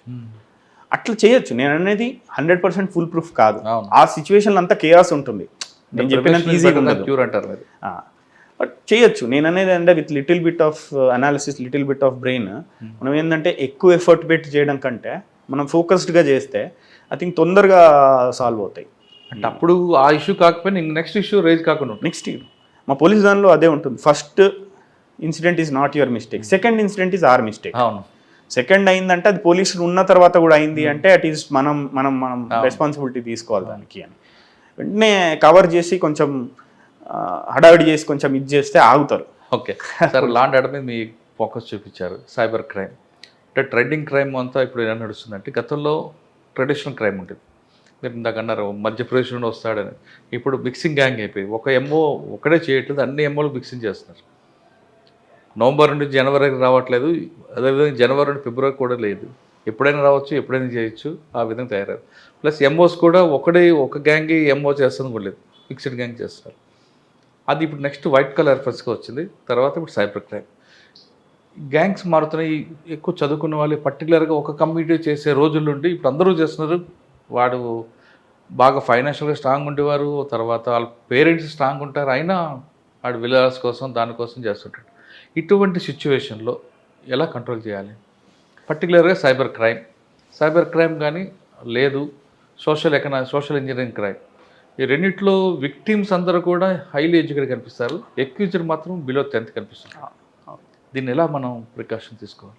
ప్రికాషన్స్ ఇక ఫస్ట్ థింగ్ ఏంటంటే nothing is free in this world అంటారు కదా, అది ఫస్ట్ గుర్తు చేయాలి, జనాలకు అందరికీ చెప్పాలి. ఎవరు రూపాయి కూడా మనకి ఫ్రీ ఇవ్వరు, ఎవరు ఇవ్వరు. సో ఫస్ట్ థింగ్ ఏమంటారు, ఆశ ఏ ఉందో అది కట్టెలు చేసుకోవాలి. సెకండ్ థింగ్ ఏంటంటే మీరు అన్నట్టు కొత్తవి ఇది చేస్తున్నారు, అంటే వాడు దొంగ అని కూడా మనం ఊహించలేం, అలా విధంగా జరుగుతుంది, మనకే అర్థం కాదు కొన్నిసార్లు. ఇప్పుడు ఇంకొక కొత్త రీసెంట్ వచ్చింది ఏంటంటే మీకు 20 రూపాయలు వచ్చిందని జీపేలో రిక్వెస్ట్ పంపిస్తారు, చూసారా మీరు? అది ఏంటండి, మీకు 20 రూపీస్ మీకు జీపేలో ఎవరో ఇచ్చారు అని మీకు పంపిస్తారు. అది ఓపెన్ చేసి రిక్వెస్ట్ చేయగానే మీ దగ్గర నుండి 50,000 పోతాయి. అది లేటెస్ట్ క్రైమ్ అది. సో అట్లా అంటే దట్ ఈస్ ఇప్పుడు ఎవరైనా సహజం, అది నాకు 20,000 వచ్చినట్టు చూపిస్తే నేను టక్కుమని ఓపెన్ చేస్తాను. అది 20,000 అంటే స్మాల్ అమౌంట్ చెప్తున్నాను. సపోజ్ వాడు 1,500 వేసాడు, నాకు 1,500 వేసి నాకు వచ్చిందని నేను అది క్లిక్ చేస్తాను. క్లిక్ చేసిన తర్వాత రిక్వెస్ట్ యాక్సెస్ అని అది పెట్టేస్తే నేను డైరెక్ట్ నా దగ్గర నుంచి 50,000 వెళ్ళిపోతుంది. ఆ రీసెంట్ క్రైమ్. సో ఏంటంటే సైబర్ క్రైమ్ అనేది it is not a traditional క్రైమ్స్కి సైబర్ క్రైమ్స్కి చాలా తేడా ఉంది. ట్రెడిషనల్ క్రైమ్స్కి మనకి టైం దొరుకుతుంది, సైబర్ క్రైమ్స్కి మనకు టైం దొరకదు. అండ్ కంటిన్యూస్లీ ఎవాల్వింగ్ ఇది. ఇప్పుడు మనం రాబరీ, డెకాయిటీ లేకుంటే హౌస్ బ్రేకింగ్, థెఫ్ట్ తీసుకుంటే లాస్ట్ 50 ఏళ్ళ నుండి పెద్ద తేడా ఏం లేదు. మోడల్స్ చేంజ్ అయ్యి ఉంటుంది, వాళ్ళు టెక్నాలజీ యూజ్ చేస్తారు, కానీ గ్యాస్ కట్టర్స్ యూజ్ చేస్తారు, వెపన్స్ తోటి వస్తారు, ఇవి చేంజ్ అవుతాయి కానీ యాక్చువల్ క్రైమ్ దొరకదు. కానీ దీనిలో అట్లా కాదు, మనం కళ్ళు మూసి తెరిచే లోపల కొత్త క్రైమ్ వచ్చేస్తుంది. సో మనం అవేర్నెస్ పోతుండాలి. కానీ అవేర్నెస్ కంటే ముఖ్యం ఏంటంటే అసలు ఇట్లాంటివి ఫ్రీగా వస్తే ఏది తీసుకోవద్దు అన్న ఒక్క ఇది ఉంటే చాలు. ఇప్పుడు ఇన్వెస్ట్మెంట్ ఫ్రాడ్స్ తీసుకోండి మీరు. ఇన్వెస్ట్మెంట్ ఫ్రాడ్స్ బెంగళూరు సిటీలోనే ఆల్మోస్ట్ 2 లక్షలు 3 లక్షలు ఎవ్రీ డే పోతాయి. ఎవ్రీ డే నేను చెప్పేది. అంత ఇన్వెస్ట్మెంట్ అంత గ్రీడినెస్ ఉన్నారు. ఎక్కువ రిటైర్డ్ వాళ్ళు పాపం చాలామంది. నేను డీసీపీ సౌత్ కూడా ఒక 3 months ఇన్ఛార్జ్ ఉండేవాడిని. అప్పుడు చూసాను చాలామంది retired employees almost 70 lakh 80 lakh entire వాళ్ళ పెన్షన్ రిటైర్మెంట్ ఫండ్ అంతా పాపం పెట్టేస్తారు. అయ్యో. ఇన్వెస్ట్మెంట్ ఫ్రాడ్స్ అని ఒక వాట్సాప్ చేస్తారు వాళ్ళు. ఆ వాట్సాప్లో వీళ్ళని యాడ్ చేస్తారు. ఫస్ట్ ఒక 1 month వీళ్ళకి ప్రాఫిట్స్ ఇస్తారు, బాగా అవుతున్నాయి మీ స్టాక్స్, ఇంకా ఇన్వెస్ట్ చేయండి, ఇంకా సో ఇంకా ఆశ ఉండడం వల్ల ఇంకా ఇన్వెస్ట్ చేస్తారు వాళ్ళు. 70 lakhs వర్క్ చేశారు ఒకసారి దగ్గర అయితే. సో అట్లా మీరు అన్న డిజిటల్ అరెస్ట్ కానివ్వండి, చాలా ఉన్నాయి. చాలా అసలు డిజిటల్ అరెస్ట్ ఉంటుంది అంటారు? డిజిటల్ అరెస్ట్ ఫిజికల్ అరెస్ట్ ఉంటుంది కానీ డిజిటల్ అరెస్ట్ లేదు కదా. అంటే వాళ్ళు ఇంకా మీకు ఫోన్ చేసి, మా ఫ్యామిలీ మెంబర్స్కే చేస్తారు చాలామంది, మా వైఫ్కే చేశారు వాళ్ళు ఫోన్ చేసి మీ పేరు మీద అంటే నేను మాట్లాడా, ఎవరు బాబు నువ్వు ఎక్కడి నుండి మాట్లాడుతున్నావు అని. ముంబై అంతా సెటప్ బాగానే ఉంటుంది, వాళ్ళ యూనిఫామ్ కరెక్ట్ ఉంటుంది, వాళ్ళ నేమ్ ప్లేట్స్ కరెక్ట్ పెడతారు, యాజ్ పర్ దిస్ థింగ్ పోలీసులు ఎట్లా బిహేవ్ చేస్తారో అలానే బిహేవ్ చేస్తారు వాళ్ళు. మేడం ఏమన్నారు? మేడం నాకు ఇచ్చారు. నేను ఇమీడియట్ వాళ్ళని అడిగితే ఇంకా కాల్ కట్ చేశారు. ఇమీడియట్ ఆ నెంబర్ రిపోర్ట్ చేశాను ఇమీడియట్. సో వాళ్ళు దే ఆర్ వెరీ ప్రొఫెషనల్. వాళ్ళు మనం చూస్తేనే భయం అవుతుంది. అంటే కొంచెం కూడా మీ పేరు మీద సింపుల్ చెప్తారు, మీ పేరు మీద పార్సల్ ఉంది, ఆ పార్సల్లో నార్కోటిక్స్ సబ్స్టెన్సెస్ దొరికినాయి, సో మీరు రావాల్సి వస్తుంది ముంబైకి, అది ఇది అని చెప్తారు. ఫస్ట్ ఈ టైంకి సమ్మన్స్ ఇస్తున్నా, మీరు రండి ముంబైకి, అది ఇది అని. అప్పుడు వీళ్ళు భయపడతారు, సార్ అట్లా కాదు సార్, నేను కాదు సార్, అది ఇది అని చెప్తే వేరే ఎవరో ఫోన్ చేస్తారు మీకు. ఫోన్ చేసి సార్ మేనేజ్ చేస్తా, మీరు ఒక 10,000 ఇవ్వండి, పంపించండి, 20,000 పంపించండి అని ఇది చేస్తారు. వాళ్ళు భయంతో పంపించేస్తారు. సో ఆ టైపు చాలా ఇది. సో అది ఒక సైబర్ క్రైమ్ అనేది again it is I think పేరు మార్చాలి కావచ్చు దానికి. It is a very generalized term అయిపోయింది. దానిలో చాలా టైప్స్ ఉన్నాయి and it is ever increasing thing. మనకి సిస్టమ్స్, బ్యాంక్ సిస్టమ్స్ ఇది చేసింది కూడా ఉంది. బ్యాంక్ కంప్యూటర్స్ సర్వర్స్ హ్యాక్ చేసి వాళ్ళు హాస్టేజ్ పెట్టేశారు వాళ్ళు, ట్రోజన్ పంపించేసి. సో సార్, ఈ సైబర్ క్రైమ్ కంట్రోల్కి ఆన్లైన్లో ఉన్నట్లు ఉండాలా, ఆఫ్లైన్లో మనం ఎంత కేర్ఫుల్గా ఉంటాం అంత కేర్ఫుల్గా ఉండాలా? ఫస్ట్ కేర్ఫుల్ అంటే బాగుండాలి. ఇంకోటి ఏంటంటే 1930 లేకుంటే ఇమీడియట్ సైబర్ ఇది, అది చాలా హెల్ప్ అవుతుంది మనకి. ఆల్మోస్ట్ ఐ థింక్ అది కర్ణాటక పోలీసే స్టార్ట్ చేశారు ఫస్ట్, బెంగళూరు పోలీస్. సరే, గోల్డెన్ అవర్లో కంప్లైంట్ ఇవ్వమంటారు. గోల్డెన్ అవర్ దాటిపోయిన తర్వాత మన కంప్లైంట్ ఇస్తారు కదా. కంప్లైంట్ ఇవ్వకుండా వాళ్ళు 1930 ఫోన్ చేసి టోల్ ఫ్రీ చేసేసి అకౌంట్స్ ఫ్రీజ్ చేస్తే చాలామంది అవుతున్నాయి. 1930 చేసిన వాళ్ళు ఆల్మోస్ట్ అందరిలో 70% మనకి అకౌంట్స్ ఫీజు అవుతుంది. అంటే టోటల్ అమౌంట్ కాకపోయినా కొంత అట్లీస్ట్ 70% అవుతుంది మనకి. 60 to 70% దొరికిపోతుంది మనకి. సో అది చాలా ఇంపార్టెంట్. 1930ది చాలా ఇంపార్టెంట్. గోల్డెన్ అవర్లు ఇవ్వాలి. గోల్డెన్ అవర్ చాలా ఇంపార్టెంట్. సార్ ఇప్పుడు ఆన్లైన్ ఆఫ్లైన్ తీసుకుందాం. ఆఫ్లైన్లో ఒక అమ్మాయి కానీ ఒక వ్యక్తి కానీ చాలా కేర్ఫుల్గా ఉంటాడు కదా, ఆన్లైన్లోకి వచ్చేసరికి ఎందుకండి రెక్లెస్ వస్తుంది అంటారా? అనానిమిటీ ఎవరు ఏం చేయలేరు. ఇప్పుడు మీరు నాతో మాట్లాడుతున్నారంటే మీ గురించి చూసి నేను అర్థం చేసుకొని మీరు ఎవరు మీతో మాట్లాడాలో వద్దా అనేది ఇది చేస్తాం. అదే ఎవరన్నా నాకు వాట్సాప్లో మెసేజ్ చేస్తే just sir I need help అని కొడితే నేను న్యాచురల్ ఇన్స్టింక్ట్ ఏంటి, ఓకే చెప్పండి మీరు అని నేను కొట్టేస్తాను. సో అనానిమిటీ ఏదైతుందో మనకి హ్యూమన్ సైకాలజీ ఈజీగా మనం ఇదైపోతాం, ఈజీగా డ్రా అయిపోతాం అటెన్షన్. అంత కేర్ఫుల్గా ఉండం మనం. అంటే ఆఫ్లైన్లో ఉన్నట్లే ఆన్లైన్లో కూడా ఉండాలి. ఆఫ్లైన్లో ఉన్నట్టే ఆన్లైన్లో ఉండాలి. ఎవ్వరు మనకి అదే చెప్పాను కదా, ఎవ్వరు 1 రూపీ ఇవ్వరు ఈ ప్రపంచంలో, ఫ్రీగా ఎవ్వరు 1 రూపీ ఇవ్వరు. ఎవ్వరు మన ఫ్రెండ్స్ కాదు, మనతో పని లేకుండా ఎవరు వచ్చి మనతో. ఇప్పుడు మనం cyber women's problem, ladies problems చూసుకుంటే సైబర్ స్టాకింగ్ కానివ్వండి, సైబర్ ఫ్రెండింగ్ చేసి వాళ్ళని ఫ్రెండ్షిప్ చేసి వాళ్ళతోటి ఎక్స్ప్లాయిటేషన్, ఇవి చాలా కేసెస్ ఇంకా బయటపడవు మనకి. చాలా ఇన్యూమరబుల్ కేసెస్ ఉంటాయి అట్లాంటివి. సార్ సైబర్ క్రైమ్ మీద మీరు ఒక అనాలిసిస్ చేసుకుంటూ ఒక ప్రోగ్రామ్ కూడా చేస్తారు, ఒకసారి దాని గురించి. సో సైబర్ క్రైమ్ది బేసికల్లీ నేను బ్యాంకింగ్ దాని గురించి చేస్తాను. బ్యాంకింగ్ ఫ్రాడ్స్, బ్యాంకింగ్ దగ్గర నుండి ఏమేమి చేయాలి అంటే పబ్లిక్ కానివ్వండి, బ్యాంక్స్ కానివ్వండి, ఏజెన్సీస్ కానివ్వండి, ఈ 3 స్టేక్ హోల్డర్స్ మనకు ఉంటే, అంటే అక్యూజ్డ్ వదిలిపెట్టి ఈ ముగ్గురు మధ్యలో కోఆర్డినేషన్ ఎట్లుండాలి అనేది. ఇప్పుడు పబ్లిక్ ఎంత ఉందో బ్యాంక్స్ కూడా అంతే రోల్ ఉందండి. రీసెంట్ సుప్రీంకోర్టు జడ్జిమెంట్ ఇచ్చింది.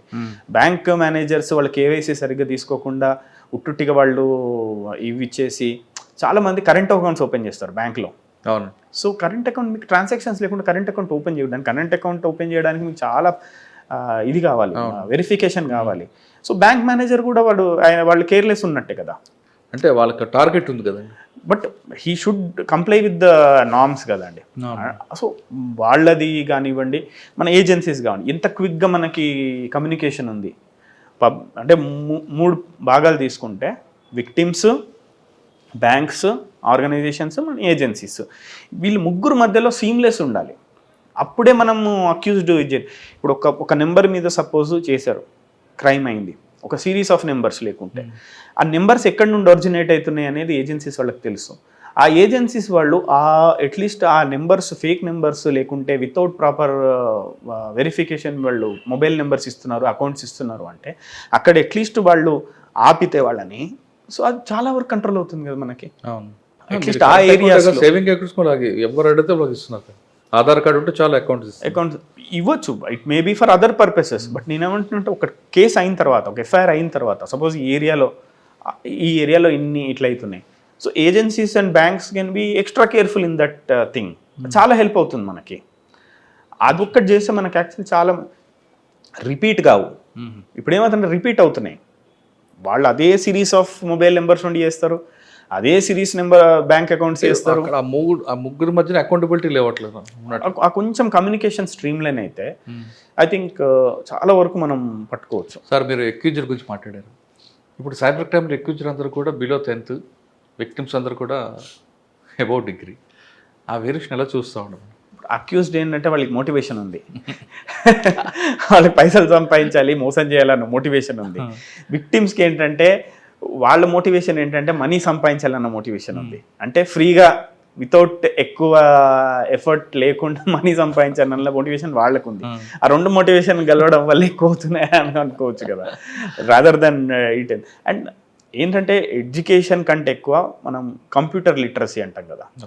Computer literacy matters rather than education. అదే డిజిటల్ ఏదైనా డిజిటల్ అవేర్నెస్ ఉంటే 10th క్లాస్ ఒక తుపాకీ కొనుక్కున్న దానికే లైసెన్స్ తీసుకుంటాం, ఒక 2-wheeler నడపాలంటే అది లైసెన్స్ ఉంటుంది. అదే మనకి ఇంకా దే ఆర్ ఎవాల్వింగ్. నేనైతే అంటే ఇంత ఫాస్ట్గా ఏ క్రైమ్స్, అందుకే మనకు ఒక స్టడీ చేసే లోపల కొత్త క్రైమ్ వచ్చేస్తుంది. లాస్ట్ టైం ఇక్కడ మా సిపి సార్, కమిషనర్ సార్ ఇక్కడ మాకు ఒక ఎస్ఐటి స్పెషల్ ఇన్వెస్టిగేషన్ టీమ్ అని పెట్టారు. నేను ఇన్వెస్ట్మెంట్ ఫ్రాడ్స్ ఒకటి చేశాను, మొత్తం మా సిటీలో ఉన్న ఇన్వెస్ట్మెంట్ ఫ్రాడ్స్ చేశాను. నాకు అదే ఇది కావట్లేదు. ఒక వాట్సాప్ గ్రూప్లో ఒక టెలిగ్రామ్ గ్రూప్లో యాడ్ చేసిన తర్వాత అది ఫస్ట్ ఇన్స్టెన్సే తెలిసిపోతుంది అది ఫ్రాడ్ అని. ఎందుకంటే అందరు వాళ్ళే ఉంటారు, వీళ్ళు మాత్రం ఇదే ఉంటారు. But it is so realistic. తెలియని వాళ్ళు ఇప్పుడు కొత్తగా వాట్సాప్ గ్రూప్లో యాడ్ చేసి నన్ను యాడ్ చేశారు, నా నెంబరు 2-3 గ్రూప్స్లో యాడ్ చేశారు. ఇమీడియట్ ట్రాక్ చేద్దాం అనుకున్నాం. యాక్చువల్లీ ఇన్ఫాక్ట్ డీసీపీ నార్త్లో ఉన్నప్పుడు ఒక వండర్ఫుల్ కేసు ట్రాక్ చేసాం. ఇప్పటికి అది ఐ థింక్ రీల్స్లో వాటిలో ట్రెండింగ్ ఉంది. అమెజాన్ ఫ్రాడ్ ఒకటి వెరీ పెక్యులర్. ఇది మా టీం చాలా బాగా చేశారు. వాళ్ళు ఏంటంటే స్టూడెంట్స్ ఇన్వాల్వ్ అయ్యారు. Ramaiah college engineering students they were involved in that crime. అట్లా ఏంటంటే వాళ్ళు మొబైల్స్ ఆర్డర్ చేస్తారు అమెజాన్ దగ్గర నుండి, వాపస్ పెడతారు. సర్వర్లో అక్కడ ఎవరో హ్యాక్ చేశారో లేకుంటే వాళ్ళు ఎవరో మెన్ ఉన్నారు, వాళ్ళు సంబంధించిన వాళ్ళు ఆల్రెడీ రిటర్న్ అయిందని పెట్టేస్తారు. సో వీడు ఫిజికల్గా రిటర్న్ చేయరు, అక్కడ రిటర్న్ అయిపోయిందని చెప్తారు.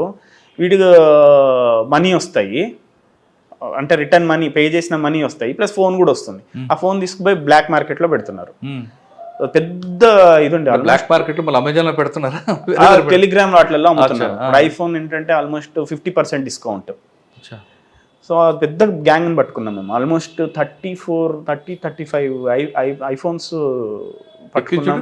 అక్యూజ్డ్ ఒక 12-13 మెంబర్స్ని. ఇంజనీరింగ్ స్టూడెంట్స్ వేరే వాళ్ళు ఉన్నారు? లేదు, వీళ్ళు ఓన్లీ ఫ్రంట్. ఇంజనీరింగ్ స్టూడెంట్స్ ఏంటంటే వీళ్ళ పని ఏంటంటే ఆర్డర్ చేయడము, మళ్ళీ వాపస్ తీసుకో. ఎవరు బ్యాక్ కేరళ టీం ఉండే, తర్వాత మధ్యప్రదేశ్ వాళ్ళు ఉండేవాళ్ళు, ముంబై వాళ్ళు ఉండేవాళ్ళు, అందరు ఉన్నారు. పెద్ద పాన్ ఇండియా ఇది, పాన్ ఇండియా క్రైమ్. అది pan India crime, organised. Sir అటువంటి కేసుల్లో కన్విక్షన్ వస్తుంది అంటారా? ఇంకా ట్రయల్ కావట్లేదు, బట్ రావాలి. సార్ సాధారణంగా సైబర్ క్రైమ్లో సెక్షన్ 68 ఇవన్నీ పెడుతున్నారు. అది అంత పనిషబుల్ కాదు, బెయిల్స్ వస్తున్నాయి. మరి మీకు ఇబ్బంది అవ్వట్లేదా? కొంచెం ఐ థింక్ అది రీథింక్ చేయాలి. బికాజ్ అమౌంట్ ప్రకారం అట్లీస్ట్ వాళ్ళకి 1 crore పోయిన వాళ్ళకి కూడా అదే ఇది, 1 lakhs పోయినా కూడా అదే ఇది. I think they have to change చేస్తారు అనుకుంటున్నాను. They are in all process. But దానికి తోడుగా మీరు చెప్పినట్టు ఆర్గనైజ్డ్ క్రైమ్ కొత్త సెక్షన్ వచ్చింది BNSలో. ఆర్గనైజ్డ్ క్రైమ్ పెట్టొచ్చు, మనం చీటింగ్ పెట్టొచ్చు కొన్ని. So we can add some sections. But మీరు అన్నట్టు ఐ థింక్ ఐటీ యాక్ట్ కొంచెం హార్ష్గా ఉండాలి. లేదా ₹1,00,000 పోయినోడికి అదే సెక్షన్ ఉంటుంది, 1 crore అదే సెక్షన్, 1 crore అదే సెక్షన్. ఇంకేం ఫైదా ఉంటుంది వాడికి. కొంచెం భయపడాలి అట్లీస్ట్. చేసిన వాడు కూడా భయపడ్డు కదండి. కొంచెం ప్రాపర్టీ ఫ్రీజ్ చేయడము అట్లాంటి క్లాజెస్ పెట్టినా బాగుంటుంది. అంటే ఇల్లీగల్ మీన్స్ తోటి వాడు ఏమైనా ప్రాపర్టీ కొనుక్కుంటే దాన్ని సీజ్ చేయడము అట్లాంటివి పెట్టినా ఓకే. ఐ థింక్ కొంచెం యూపీ యాక్ట్ ఒకటి ఉందండి. యూపీ యాక్ట్ అంటే యాక్ట్ పెడితే బాగానే ఉంటుందా? UAPA యాక్ట్ అన్నారు. ఉపా కాదు, యూపీ యాక్ట్. యూపీ ఉత్తరప్రదేశ్లో ఒక యాక్ట్ ఉంటుంది, గుండా యాక్ట్. గుండా యాక్ట్ కాదు, ఎక్యూజ్డ్కి సంబంధించిన ప్రాపర్టీస్ అన్ని కూడా సీజ్ చేస్తుంటారు. నాకు అంత నాలెడ్జ్ లేదు దాని గురించి, బట్ ఐ థింక్ వాళ్ళు IPC తోటే చేస్తారు అనుకుంటున్నారు. ఐ డోంట్ నో, నాకు తెలియదు మరి అది యూపీలో ఎట్లా చేస్తారు. సార్ ఫైనల్గా చెప్పండి, ఈ డిపార్ట్మెంట్లో రావాలనుకునే వాళ్ళకి మీరు ఇచ్చే మెసేజ్ ఏంటి? డిపార్ట్మెంట్కి అందరూ వెల్కమే, కానీ ఏంటంటే ఐ థింక్ డిపార్ట్మెంట్ ఎథోస్ అంటారు. అంటే ఒక ఆర్గనైజేషన్కి ఉన్న ఎథోస్ ఐ థింక్ మెయింటైన్ చేస్తే బాగా పనిచేయచ్చు. అంటే ఆ డిపార్ట్మెంట్ ఏం చేస్తుంది అనే ఒక ఫిలాసఫీ, ఎథోస్ ఆర్ ఫిలాసఫీ మనం ఇది చేస్తే ఐ థింక్ బాగా పనిచేయచ్చు. అటు నుండి డీవేట్ అయితే కొంచెం కష్టం. డీవేట్ కాకుండా ఆ ఎథోస్ మనం ఎందుకు వచ్చాం డిపార్ట్మెంట్కి, మనం ఏం చేయగలుగుతాం. బికాస్ అందరికీ దొరకదండి opportunity. It is very rare opportunity given God's grace, అక్కడ నుండే వచ్చింది. So at least I think use చేసుకుంటే చాలా చేయొచ్చు సర్వీస్, చాలా సర్వీస్ చేయొచ్చు, పబ్లిక్ సర్వీస్. నీతిగా నిజాయితీగా పనిచేయాలనుకుంటే నిబద్ధతతో కూడిన ఉద్యోగం పోలీస్ డిపార్ట్మెంట్ అంటారు శివప్రకాష్ గారు. ఆయన చెప్తున్నట్లుగా డిపార్ట్మెంట్లోకి వచ్చి ఏదో చేయాలని కాకుండా ఇక్కడికి వచ్చిన తర్వాత నీతిగా నిజాయితీగా నిబద్ధత పనిచేసే బాధ్యత ప్రజలు మీకు ఎప్పుడూ గుర్తుపెట్టుకుంటారని చెప్తున్నారు. ముఖ్యంగా సైబర్ క్రైమ్ మీద చాలా సీరియస్గా పోరాటం చేస్తున్నారు. ఇక్కడ కావాల్సింది క్రైమ్ జరిగింది ఇన్వెస్టిగేషన్ తర్వాత కాకుండా ముందే ప్రజల్లోనే అవగాహన కల్పిస్తే నేరం చేయకుండా, నేరం జరగకుండా అవకాశం ఉంటుందంటూ శివప్రకాష్ గారు చెప్తున్నారు. ఇది వరంగల్ కుర్రాడు కర్ణాటకలో 7 వెళ్తున్నారు. శివప్రకాష్ గారితో ఎక్స్క్లూజివ్ ఇంటర్వ్యూ. వచ్చే వారం మరొక ఇష్టం మళ్ళీ కలుగుతాం. అంతవరకు నమస్తే. Thank you sir. Thank you very much. All the best. Thank you.